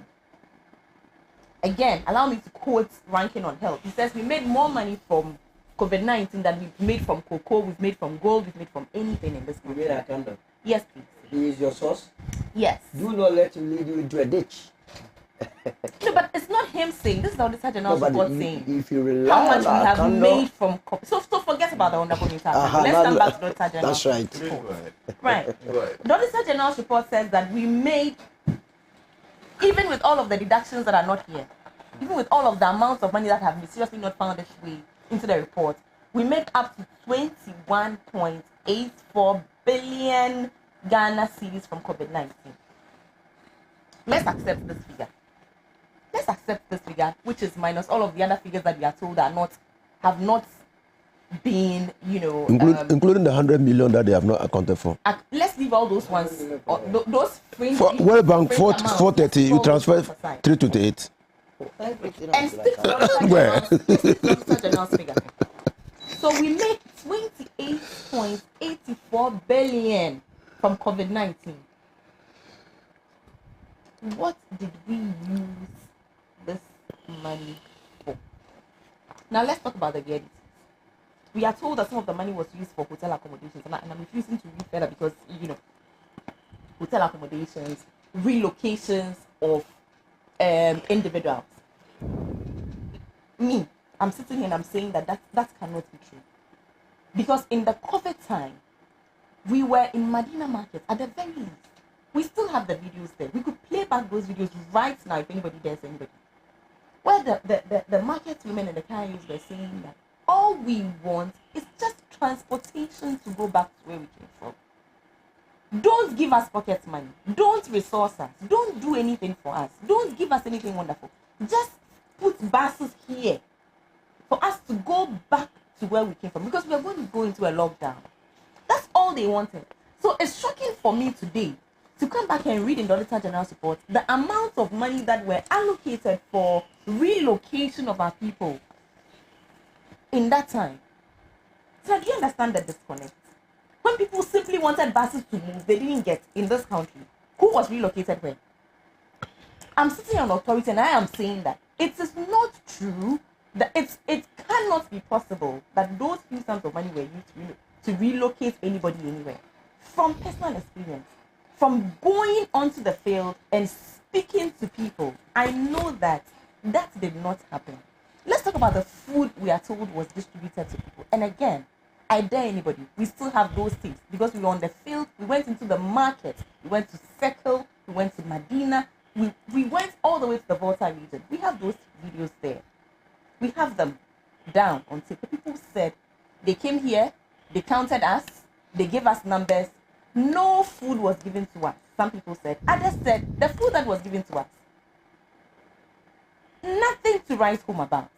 And yet when you look at the amount of money that we claim we spent on food during COVID, on relocation, it's just, so total mismanagement, complete mismanagement of, our resources, of the COVID funds.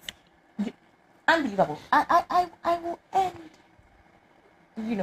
only because I'm looking at the time, I will end by saying that for me, the Auditor General's report is okay. To the extent that for some people it's a starting point, to the extent that at least all everybody is making the opposition is coming up with figures. In all of the noise, we have a credible source of documentation that we can all refer to. So to that extent, I say yes, great job that Auditor General has done. But what is going to be the final outcome of this report? First of all, I find Auditor General's recommendations too weak. They don't serve any purpose for me at this point. The time when we did, long talks in this country by now should be over, simply because of the dire nature of where we are finding ourselves now, the national crisis that we are finding ourselves in now. This is not the time when you know that somebody has mismanaged money, you talk about it and you let it go. All of these monies that, I mean, it adds up, right? All of these monies adds up. But that's not even the conversation for us now. We are in national crisis. We are trying to get IMF to bail us out. Even that is not happening. It's not. So in this time, I think that all of us need to be present and aware of the times that we are in. We are in tough times. So this is not a time when the Auditor General comes out with a report of mismanagement of funds to this, to these amounts, where we just talk about it and let it go business as usual. I think that if there's ever been a time in our history where some action needs to be taken as regards mismanagement, this would be that time. Today that we can't buy fuel, today that we can't buy food, today that we can't even get a bailout. We've had 17 bailouts in the past. Suddenly, even IMF is getting cold feet about bailing us out. That's how terrible our situation is. So this is not the time when any report of mismanagement comes out, we talk about it and we let it go. I think that for once, it is important, it is crucial that we see some action where this report is concerned. In fact, it is in the government's own interest. Let the government show us that we are aware of where we are at today. We are aware of the crisis that we have plunged this country into. Because of that, we have more responsibility to make sure that monies are not mismanaged the way that has been done in the past. I think that surely, this will be the time for some action. Thank you. Thank you. Thank you very much. Okay, so on that issue alone, we'll take a break. When we come back, we'll go to the New Patriotic Party, the party in power, and their primaries, presidential primaries. We'll be right back. Lead these people into the land of freedom. He's the Redeemer.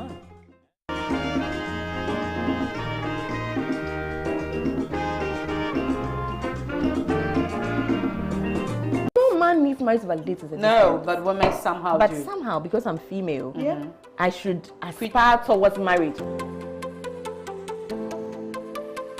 We wouldn't be here if feminists were not working in the past, because women didn't have the right to do anything. Right. We couldn't open bank accounts, we couldn't own properties, we couldn't even go to school. Look, we have educated men, oh my God, who are like chief misogynists. And so everywhere, left to education alone, they will give you theories. So it's a big burden. Everywhere you go, like the arrows from every side, from your parents, from church, from school, from work. Like a woman doesn't sit like that. As a woman, you have to sit like this. A woman doesn't dress like that. A woman doesn't raise her voice like that. A woman doesn't behave the like annoying this. parts, when you're speaking, they'll tell you smile, because as a woman, you're supposed to smile. I'm not trying to be funny. What? Yeah, I know. Thank you. I'm not in a good, like, I don't want to smile. What should I smile about? The goal is to eradicate all form of sexism, sexist exploitation and oppression, and get to the point where in law and in practice, women have that equality. I feel that, in terms of the law, I think there's been some progress, and I said the example of the ability to vote and things. So that on the face of it, of course, there's still so much more to be done. Affirmative action bill, we are still having conversation around the affirmative action bill. So that there really, truly is a lot to be done. However, I think that the conversation now is around culture.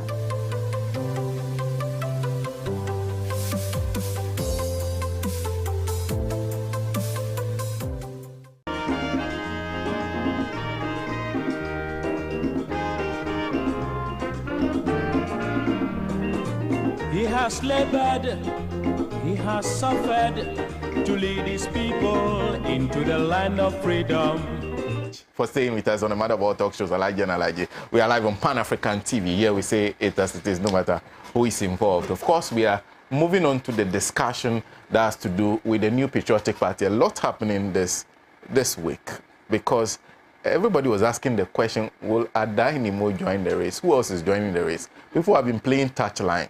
Like, I'm interested, but they have not really declared that I'm contesting. Adainimo has declared he's contesting. He says he's the face the new Patriotic Party needs. Because unlike the others, He has not had any association with this government. He's untainted by whatever this government has done, and so he is perfect for the job. Alan says, no, you need a candidate that can win, not a face. A candidate that can win. He is that candidate. He will get you the votes in the Ashanti region that ensures that the New Patriotic Party will win the 2024 elections. Luckily for us, sitting right to my left is Mr. Solomon Owusu. He's a member of the Alan campaign team. So we start with Solomon. Sena, thank you very much. Because it has to do with the NPP, I will not go back to deal with some of the propaganda values that were churned out here. And you have 10 minutes on this. Yeah. So it's very important. Yes, those of us in the Alan camp welcomes competition. We are very much into competition. So anybody with the sort who is a member in good standing in the NPP is welcome to contest. Except to say that in these days that fuel is very expensive. When you decide to contest, you must take that one into consideration. Again, I also disagree with Adanimo when he says that anybody that has had any stint with this current administration must not be given the chance. Then if that is the case, in whose records, which political party's record or government record would he be campaigning? Then at best he can go as an independent candidate where he can sell his message. So right away, Adenimo got it wrong. Okay. Let me say that on Monday, even starting from Sunday, Honorable Alan Chamantin had a Thanksgiving service at the Accra International Conference Center, which was attended massively by the delegates and well-wishers of this country. From there on Monday, he moved straight to Ashanti region to seek the face of the king of Ashanti. And that program was well attended, with all the chiefs in Ashanti gracing the occasion. And after that, he went to the national, the regional office where he met the regional executives who amply gave him all the needed support. Unfortunately, the regional chairman ran away because of the things that he was saying on radio and TV about Alan Chamantin. When he was needed the most to speak his mind, Chairman Wontumi was nowhere to be found. You see, you can make all the noise in your hole, but when the day of reckoning comes, you will not be anywhere to be found. He did a massive tour in the areas that hitherto some NPP members have gone there and have been hooted at. But when he got there, he received massive endorsement. From the Ashanti region, he carried on to the Bono East region, that is Techiman and its environment, and then moved on to Bono region, back to Ahaf region, and now he's in the Western North. That is what someone that is serious about winning an election and also leading this country does. You remember when he stepped down as a minister, he gave this country a plan. As we speak, he is the only candidate across all the political divide that has been able to put forward his plan should he be given the nod. And that is what I expect Ghanaians to be pushing anybody that wants to lead this country, be it in the MPP, the CPP, the NDC, and so on and so forth. So that we know, we weigh the plans that each candidate has, the vision that each candidate has. He is talking about the great transformational plan, concentrating on agriculture, industrializing the nation, putting the macroeconomic stability at place, dealing with positive neutrality in terms of our foreign policy, downsizing government, and so on and so forth. So this is the kind of leader that anybody needs. Now I was very happy in this story. He has made one thing very clear, and that is what every true NPP member knows. But the other, a lot of politics now, we want to run away from our own backbone in winning elections.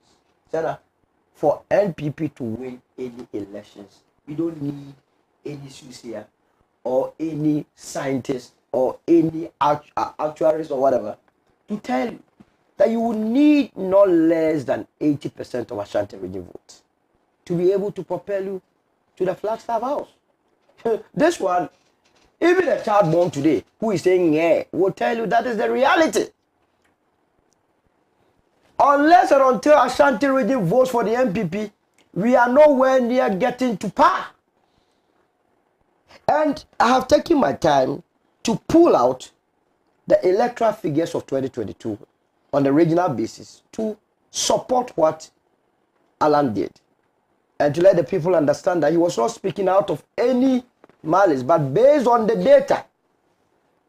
In the 2020 presidential elections, if we take the entire 5 northern regions, that is Savannah, Upper West, Upper East, Northeast, Northern region, the NDC won by 402,694 votes, if you combine all the votes. The vice president, who is supposed to be an aspirant, is going to be an aspirant in these primaries, was given the task of at least evening the results. He spent all the time in the 5 northern regions, yet the NDC won by 402,694. But to even make matters worse, and that is why the NPP must not fall for any propaganda, cheap aside. The very polling station that the vice president voted in the Wali zone, in the Wali zone, a polling station called the Under the Big Tree in Periga. Under the Big Tree in Periga, the NDC won by 142 against our 124. By 18 votes margin. Why the vice president vote? In fact, where he voted is very close to his family house. He slept in Walwale, he ate there, and the next morning he went there. The people did not see the need to vote overwhelmingly for him. You go to Upper West, the breakdown, we lost by 117,000. You go to Upper East, we lost by 165,000. Savannah, we lost by 63,000. Northern region, we lost by 66,000. Then you go straight to Ashanti region. Because I've told you that if you combine the entire northern regions, the vote that we lost was about 402,000. The Ashanti region gave us a difference of 1 million between the NDC and BP. 142,675 votes. And this figure constitutes only 72%. So, Sena, can you imagine this figure? We're moving this figure up to 80%. How would any political party in this country be able to beat the NPP? That is the reality. So the question you ask yourself is that who amongst the aspirants will be able to move the votes of the NPP from the 72 in 2020 to the 80%? That question is the easiest question that any student asked by WAEC will not get wrong. And that's what we are talking about. And that is why the gun is all swelling for Alan Chamante. The people are now moving out to cheer him up because we have presented this fact to them. We have been told by proponents, people supporting the vice president, that hey, he is going to win us the Muslim votes. And I say, okay, then let's go back into the figures. I deal with data. I don't deal with hearsay. When you come to Greater Accra, the vice president lives in Accra. Is that not the case? He lives at Kanda. Is that not the case? Kanda falls under the Ayawasu East, a predominantly Muslim community. In the last elections, and remember, in Greater Accra, the NPP lost to the NDC by 73,310 votes.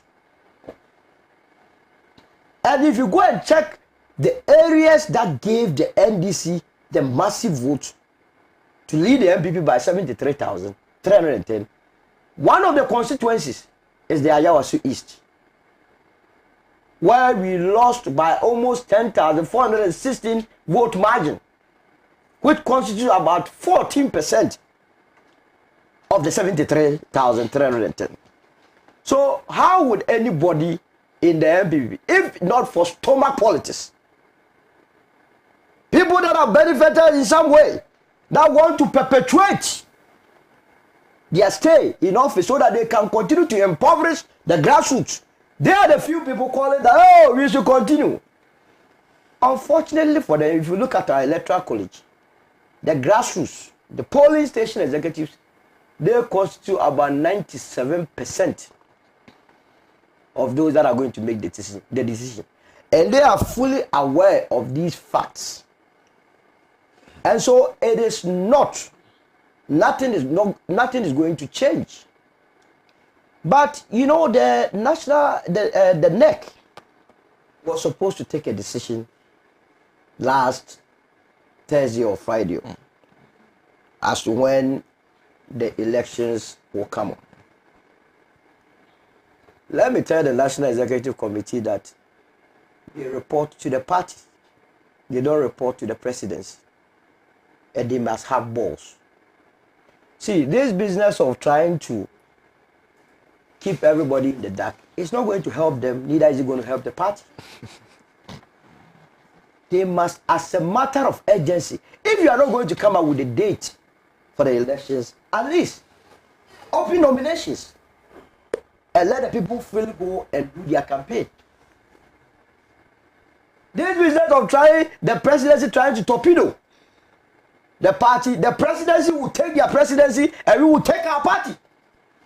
Because it was the party that brought them. If they have come and finished with their business, they must go and leave the party in peace. And not to be dictating. When you hear some of the excuses for not coming out with a date, it's so annoying that the current president will be a lame duck president. So what? What has the nomination or election of a flag bearer got to do with the presidency? Would the nomination or election of a flag bearer prevent the minister from working? Will it prevent the president from being acknowledged as president? I mean, what kind of life is this? So they have no business whatsoever. We don't want this kind of confusion that is involving the NDC now. The coup d'etat that they have made, that has destroyed the party beyond repairs. We don't want them to repeat that mistake with the NPP. A common day, because whether you like it or not, our constitution, the constitution of the NPP is so clear that no matter what, the election of the flag bearer must take place this year. And you know, elections and its problems, you need to do it a bit early so that we can all, as it were, patch up and go and fight our opponents who seem not to be finding their feet. Okay. So it is all joy with those of us in the Allen camp. They say when the time is up, no amount of propaganda. We have heard some people burying cows, importing humans. Yeah. But we serve a living God. I'll end my message here. That's interesting coming from Solomon Owusu. For those of you at home, in case you haven't been monitoring what's been happening in the New Patriotic Party, so these are just a few sound bites from some of the events that have happened this week. We start with Mr. Dainimo and Line Chairman's response, and then we'll go to the party where there was a meeting that was inconclusive.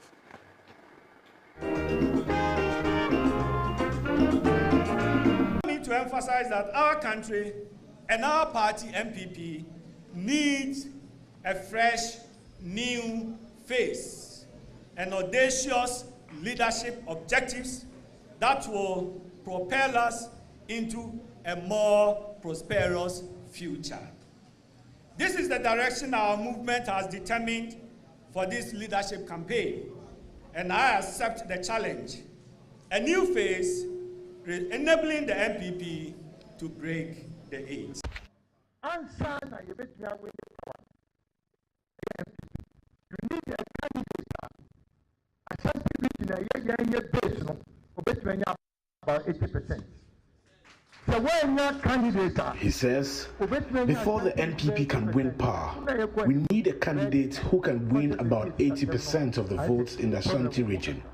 If we do not get a candidate who can garner that, then the battle will be difficult. You know, these are very difficult financial times. So you need someone who can consolidate your base whilst also increasing your votes in the Volta region, which is the stronghold of the NDC. Now we can NDC.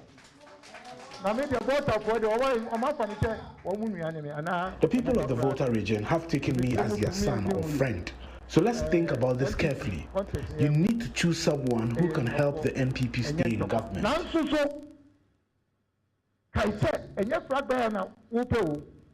The contest is not between us. It's about the contest between NPP and NDC. It's who he or here. Obetimi atitumi ama NPP ni aka bemu. Sebe nyoma ya hye nyina no.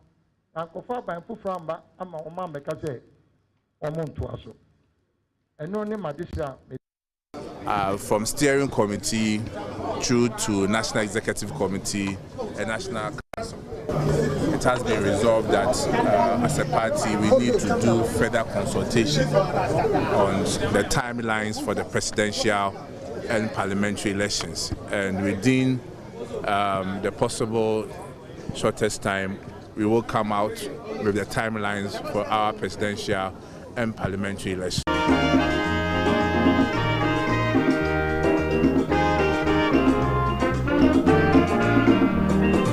He has labored, he has suffered to lead his people into the land of freedom. He is the Redeemer.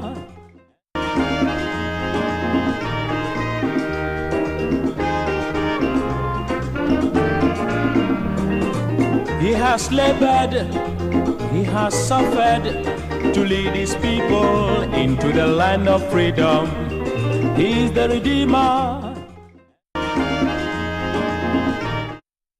Well, so you saw those video clips that ended with the General Secretary of the New Patriotic Party, Justin Frimpong Kodia. So as we speak now, there's no agreement between the Jubilee House and the party on when primaries should be held. And that is the problem. So which means that another meeting will have to be called again for them to try to find a common ground. Well, I go to Nii Yarboi Annan.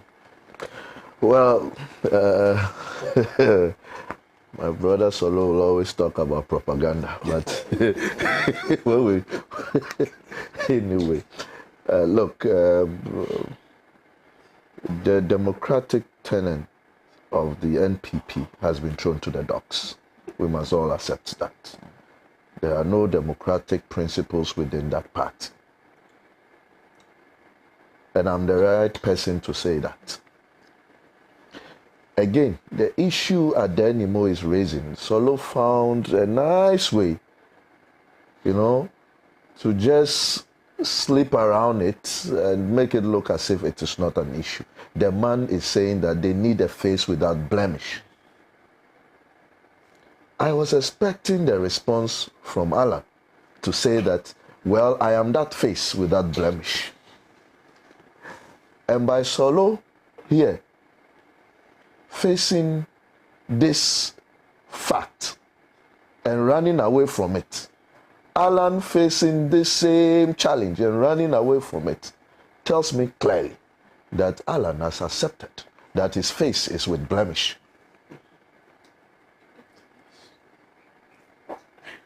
Is that going to be a 2024 campaign? Oh no, I mean, look, I have been there before. In 2017, when the party was in power, I think I was the loudest in there complaining that, hey, you guys will fail. You are not doing things right.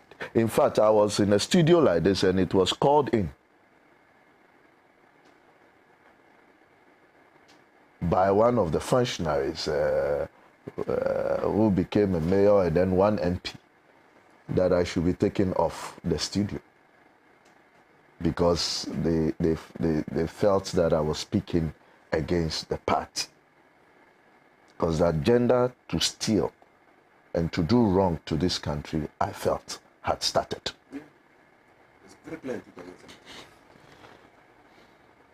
And do you know who, somewhere June, July 2017 came to my office. The entire NPP. It was at the anymore. I got to my office early in the morning, and there was a car parked there. But I did not look at who. I just went up. And then the next moment, it was very early. I think it was around 6:30. So I was not expecting any visitor. And then I was told someone is looking for me. Person got in and it was at the anymore. Says, I have seen the concerns you have been raising.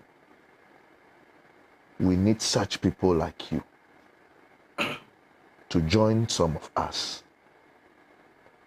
to fight within, because what is going to happen will affect all of us.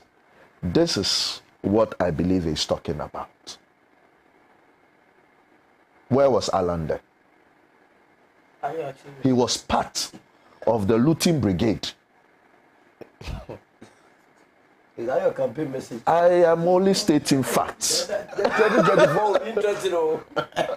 I am only stating facts. Okay. Anytime you have met Adenimo, you can ask him of this meeting. The other thing Solo is talking about, and probably Alan also alluded to, I just don't see the head and tail of it. In 2014, parliamentary primaries in Ashanti region, where Alan believes he has the votes and the following, Alan only had 5%. And Nanado had 93%. So what are you talking about? It's not true.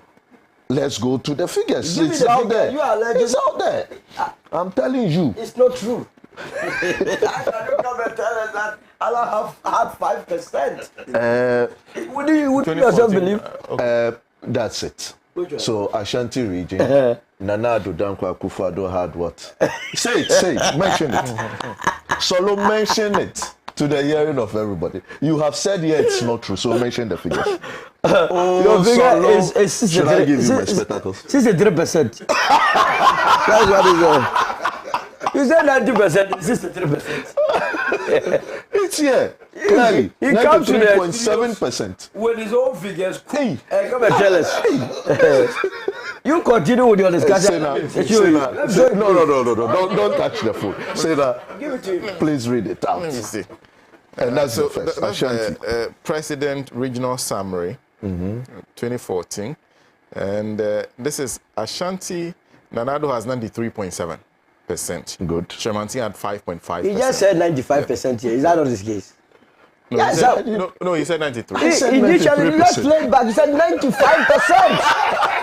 95%. Please give us so much. I'm very worried about people not being accurate with their figures. Very worried. Please let him. Well, so all this fuss about Alan being able to garner 80% of Ashanti votes is not there. If there is anything we can say about this, is that whoever the president is promoting will probably inherit this 93%. And if anything at all will go away from it, probably at some 5% reduction of the 93%. And that means that your candidate is losing. Look, let me tell you something here. The structure of the party today in NPP is Nana Akufo-Addo. I am telling you, every dissenting voice from the polling stations, not the constituency executives, from the polling stations, every dissenting voice against Nanado was taken out. And Allah was watching. Look, check everybody who stood by Allah from, I think, 2007, 2014. They are no longer with Allah. Oh, wow. The current chairman was a strong Alan Camp man. Today, he is working for the vice president. Oh, we know it. Look, when this general secretary was picked, they had believed that it was an Alan boy. Sooner or later, they have found out that this is a boy being controlled by the executive. They know that this general secretary is Nanado and Baumia boy. This is Orudu voodoo analysis. I can't imagine. Can you please? Well, let me allow you. Because you have to conclude for me. I believe that, look, Alan should do his homework well. Should go back to the people he lets down. Go back to them. The likes of Solo and others, they are not campaigners.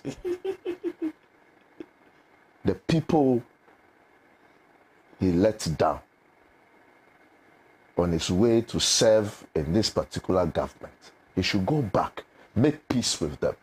And that means he's going to win if that is successful with that. Unlikely situation that he wins. Because if you give me the opportunity to put a goalkeeper in my opponent's post, I'll put the perfect goalkeeper. And the perfect goalkeeper, in this case, is Alan. Because he will not have the resources. He has the same blemish the vice president has. They were all on the economic management team. And for me, the two of them, the value is the same. Adenimo will be a complete new face, a face that we cannot attach with most of the things that have occurred today. And therefore, that will be a difficult candidate to campaign against. For me, I think the two goalkeepers, I prefer them. They should bring them on. Thank you. Well, this is Jerry Ajay who says, is it not surprising Kojo Ponkroma has gone dead silent? Sad and surprisingly, you have Solo who has parted way with, you said you have parted way with shame brazenly, defending recklessness and daylight thievery of the taxpayers' money in the name of COVID-19. It should also be measured in dragging in former President John Mahama and his submissions. That's coming from Jerry Ajay. This is, okay. This is Dennis, who says, on a said Ministry of Information's risk allowance bill, find a way to go about the below. Okay, this one says, I work with ISD, and our field officers were deployed on the field during the hike of the COVID-19. And I can tell you that no field officers received any risk allowance. So how come that senior officers highly likely to drive in their own vehicles to work, just to compile data were paid risk allowance when those deployed on the field did not receive? Currently, questions are being asked on various platforms, with our subordinates asking if superiors received the said risk allowance without them. The field officers, as you can verify from the attached screenshot. He doesn't want his name mentioned, so I can't do that. This one says, Charles Apalo says, kindly ask Solomon who, okay, Charles wants to know who your paymaster is. Oh, is he not the one paying me? He hasn't forgotten himself. Well, this is Hudu in Sokora who says, sir, please ask the NPP man, are they not the same people who said if a goat stands for them in Ashanti region, they will win? They should stop the tribalism. Alhaji. Well, thank you so very much. I think that the NPP party is facing an implosion,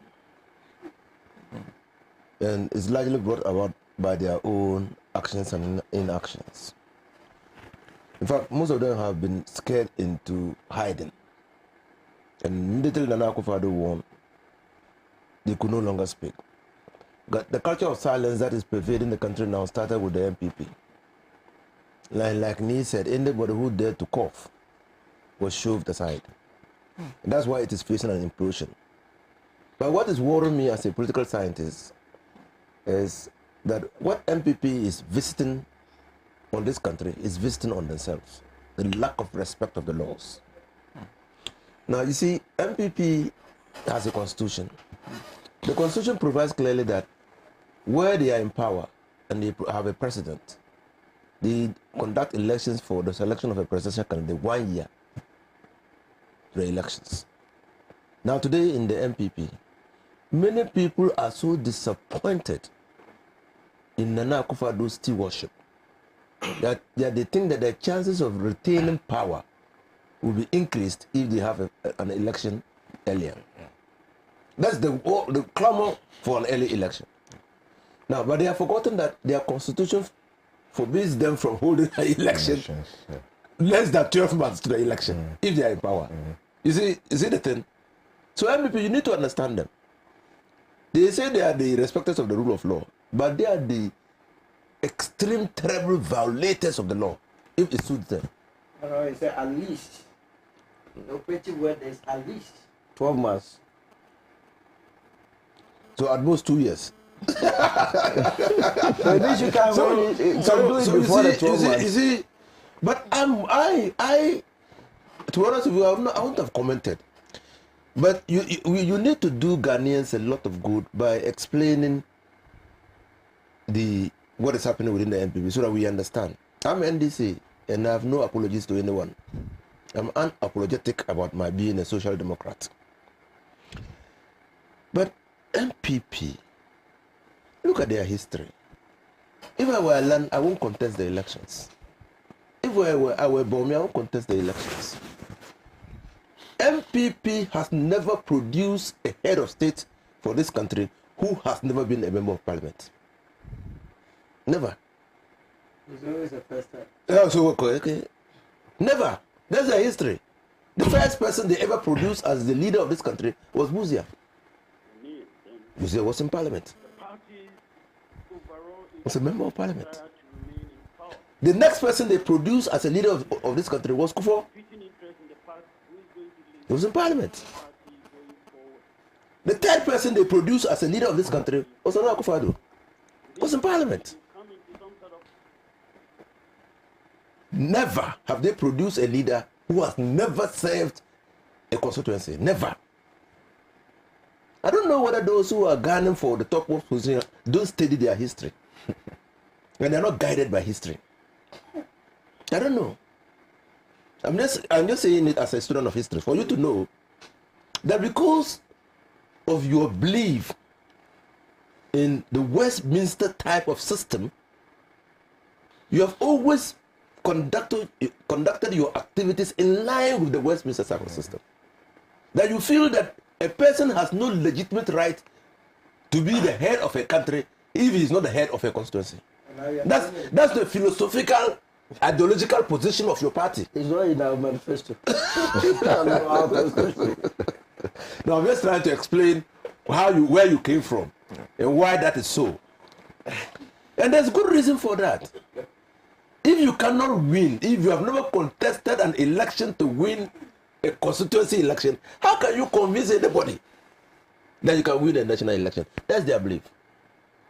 And that's why we said their party was an elitist party. Because they don't have the groundswell of support. They build from a point. So Nana Akufo-Addo built from Chibi and made his mark in parliament. Kufuor built from what's the name of that place? Achimangwabinya, and made his mark out of there. Buzia built from the Brown Ahafo region and made his mark from there. So these are your history. How about it? Anybody never became a president of this country. I'm talking about your president that you have produced. I'm talking about any person who has contested and become the head of state of this country from the NPP transition has been a member of parliament before. No. That's why he lost. You have stabbed yourself in the back. That's why he lost, because he had never been. So, do you know that as we speak, I've counted about 9 people who are vying to be in the leadership of the party. 9. Or there are more? There could be more. There could be more. You're welcome. No. But I'm counting them. So that if I forget someone, you can remind me. Okay. So you have Alan. You have Bomia. You have Akutawase. You have Dr. Apreku. You have Boacha Jaku. You have Joe Gatti. You have Kennedy Japan. Adanimo. You have Kobna Japan. Because I've seen his billboard posters. And you have Kennedy Japan. That's 10. 10. 9. 10 or 9. Okay. So gradually we're level 6 or 7 to reach the record. And there's still opportunity to read the record. So clearly, because they are 9 now presently, the NPP, when they last met, because of the embarrassment and scandal brought upon them by the 16 contestants, they decided that where there are more than 5 contestants, there will be a mini congress to select 5, and then thereafter they present the 5 for the National Congress for selection. So you can be sure that they are going to go through 2 motions. One to determine 5, and then to go. Now, out of this 9 so far, by my record, Mbomia is not in contention because he has never been a member of parliament. He's trying to pretend that, like the NDC does, we pick anybody, whether you are a member of parliament, you have been member of parliament or no member of parliament. Now you are decided for us. But that's our tradition. We are a grassroots party. Okay, so we pick people based on their competence and merit and how loyal and supportive they have been to the party, and we put them there. Allah is not qualified. He's never been. Ozia Kuto is qualified. Apraku is qualified. Boacha Ajako is not qualified, and it's a great shame. He's a great man. He's a great man. He's a great man. In fact, his brother was I was very close to his brother, but Boacha Ajako is a great man, but he's not qualified. You have Joe Gatti, yes. Adanimo, yes. But Adanimo is a fine personality. I mean, unless you've not met Adanimo. Exactly. You want the easy way out there. No. Let's say the fact. Nothing will save the NDC. I don't think he will win. I don't think Adanimo will win. First of all, he has no money. Oh, how do you know? Secondly, he's been seen as an outsider within the NPP. In particular, those ruling, because he's been very critical of them. Exactly. Very, very critical of them. And so, no way. And the only reason why some people entered the race was because at a point in time that this thing was panning out, Nana Akufo-Addo did not think that Bombioka had the capacity to protect him after his left office. That brought. I know someone who came in because of that. I would say I'm a politician. I'm a political science student. I study politics. This one is propaganda analysis. I'll tell you. And I said it on your network one day with Uncle Pratt. I said somebody was going to announce his candidature. And Mr. Pratt doubted it. He said it was not impossible. The following week, the man was in Kumasi. So many things happen in this country. But let me continue. 7 people contested. Let me continue now. And Alhaji, you have to wrap up on that point for me.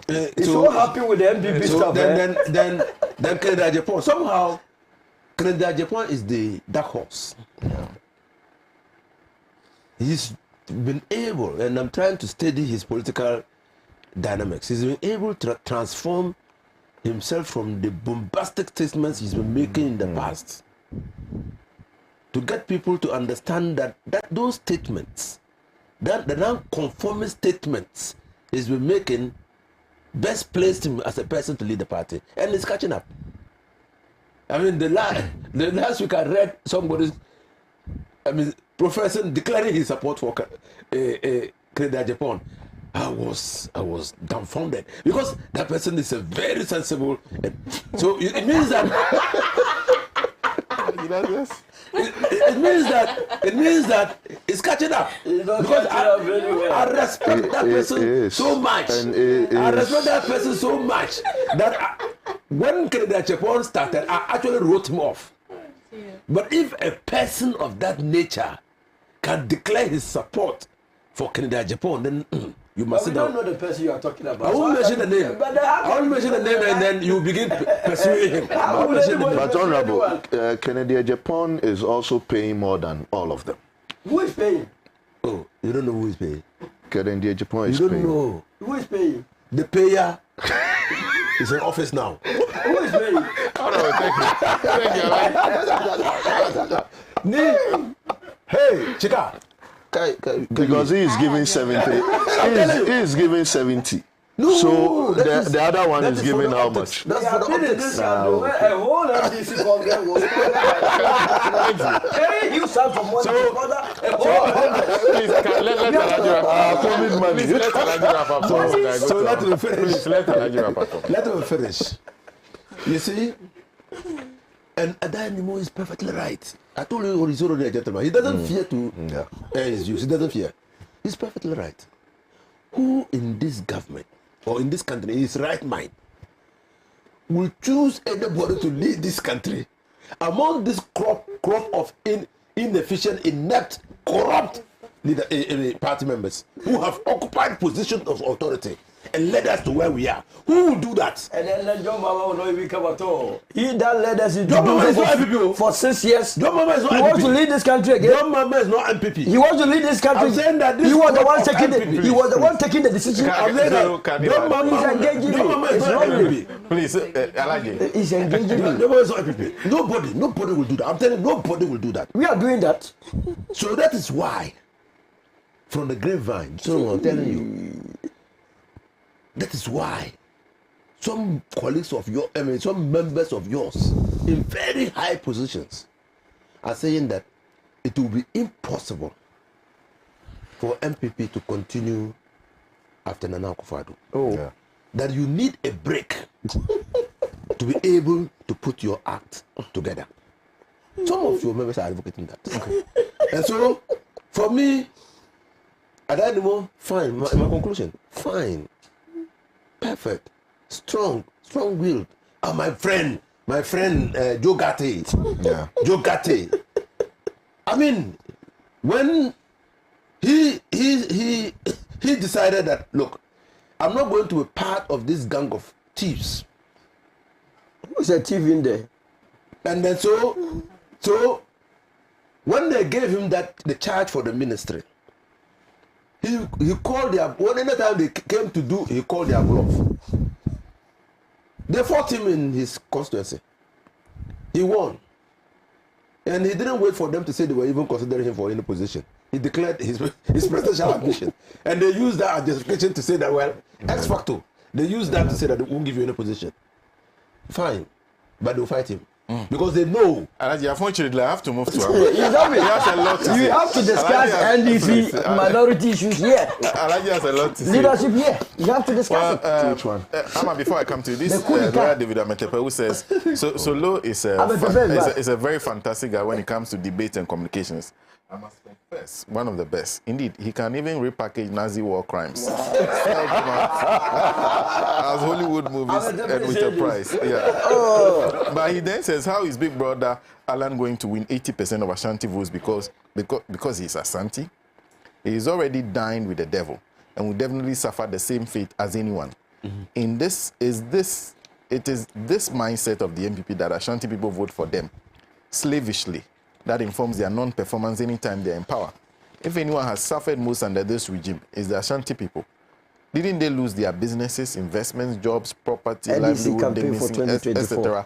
under the very government they supported? Amma. First of all, I have to add my voice to everybody that's here saying what a perfect gentleman the Honorable Adanimo is. Because indeed he is. And like Honorable said, you have to meet him.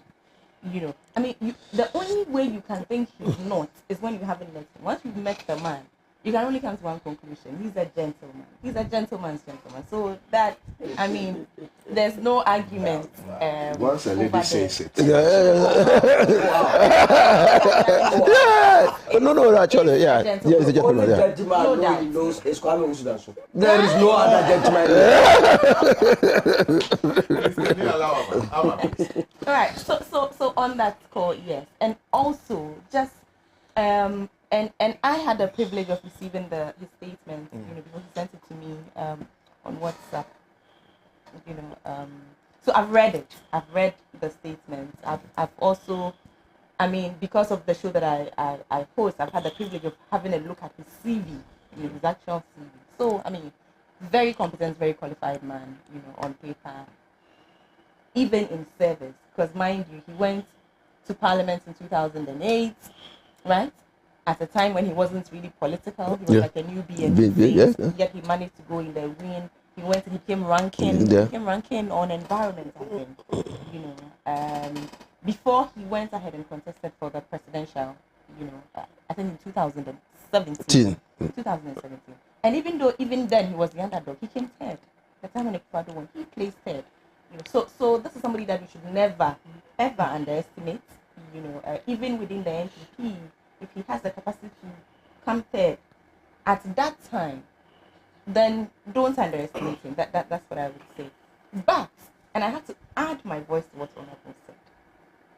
Today, anybody in the NPP's ambition means absolutely nothing for me. Which is what this comes down to. This is what this comes down to at the end of the day. Now, any conversation about anybody's presidential ambition within the NPP, I'm sorry, but I look upon it with scorn and annoyance. You have literally driven us into a crisis. You are not having crisis management meetings. You are not having meetings where people are passionate and angry and fighting about how to resolve the problems of this country. You are having meetings to decide who becomes president next. Like, what does that mean for me? What does that mean for the Ghanaian? Why do we care? Why should we care? Look at the crisis we are in as the people. Look at the gross mismanagement we just spoken about a minute ago. Look at what's happening in Ghana today. And the NPP, instead of having crisis management, emergency meetings, instead of all of these competent hands meeting and finding a way out of the crisis, everybody is busy moving from place to place, talking about how they should be made the next king and how, I'm better than him. And it's annoying. I don't want to hear that conversation. You see, when I say that the NPP is tone deaf, this is what I mean. The NPP is completely tone deaf. They seem not to understand what time it is in Ghana's history. They seem not to understand what they have done to the Ghanaian economy and how it is imperative for them to win. Now, if the NPP wants to have any conversation about a presidential election, they should first solve Ghana's problems. That's the first thing to do. Solve our problems. Then let's have a conversation about, which of you will come back and continue. But you don't put us into a crisis situation and expect us to go on a frolic with you about who next is going to become president. We don't care. We don't care. Solve our problem for us. Deal with Ghana's economy. Deal with that. Once you do that, then let's have a conversation about which of you is nicer. Because right now, all of these fine brains, all of these 9 people, and I dare say one of them is not a fine brain, but all of these people that are aspiring to lead this country should be putting their heads together and letting us see what competence they espouse by dealing with the Ghanaian situation. Then from there, and please, allow me to criticize the NDC too. Because clearly, the NDC too doesn't seem to understand what time it is. With what just happened in Parliament. And listen, personally, all the personalities involved, there's no way I can touch anybody's person. I won't do that. I have experienced the Honorable Haruna Idrisu firsthand. I know who he is. I know the power that he wields in the north. I have seen it for myself firsthand. Honorable Atuforsen, I've experienced him too, in the central region. I won't touch him. Even my favorite, actually, the Honorable Kofi Amabua. Love him. Love him. Gentleman's gentleman, right? But for me, is this the time? Is the NDC telling me that this is the conversation it is having? This is the conversation that it wants to have. This is the kind of thing it that is engaging its attention.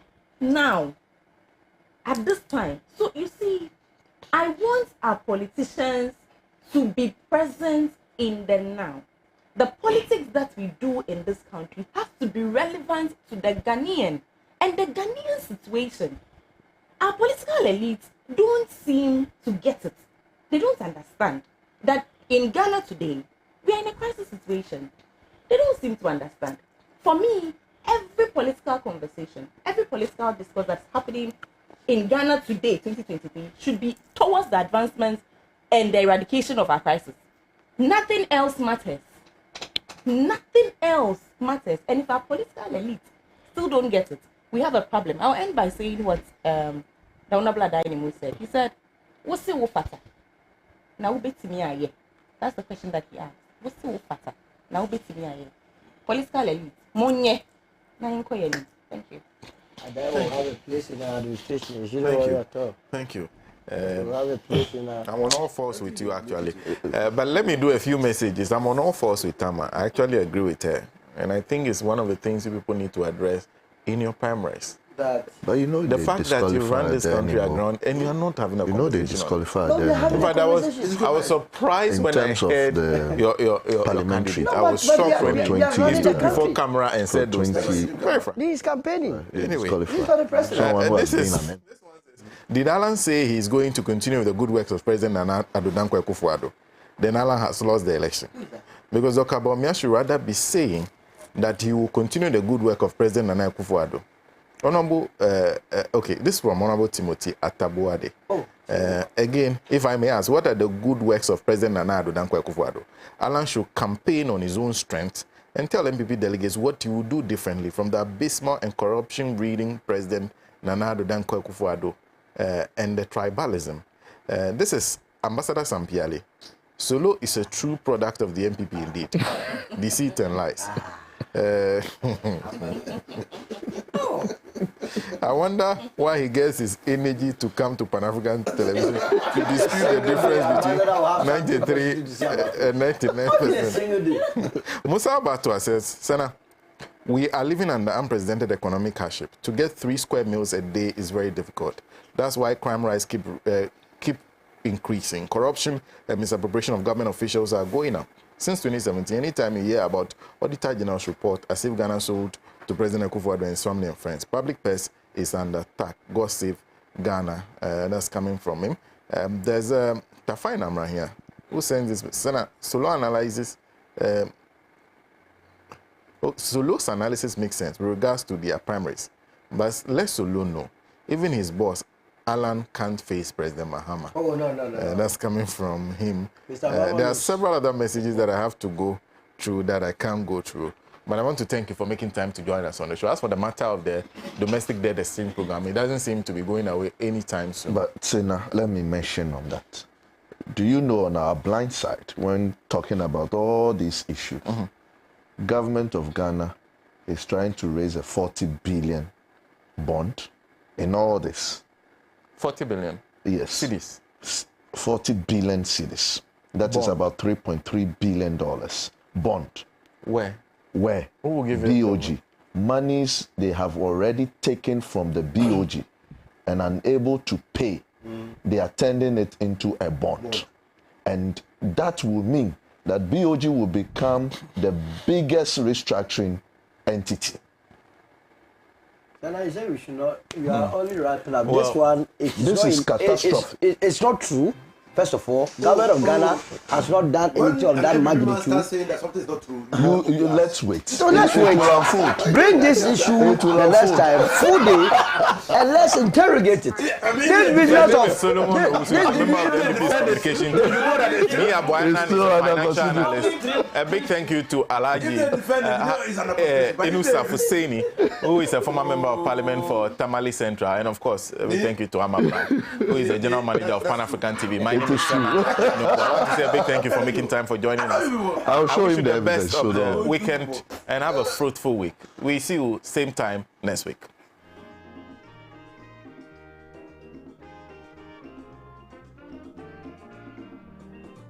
He has labored.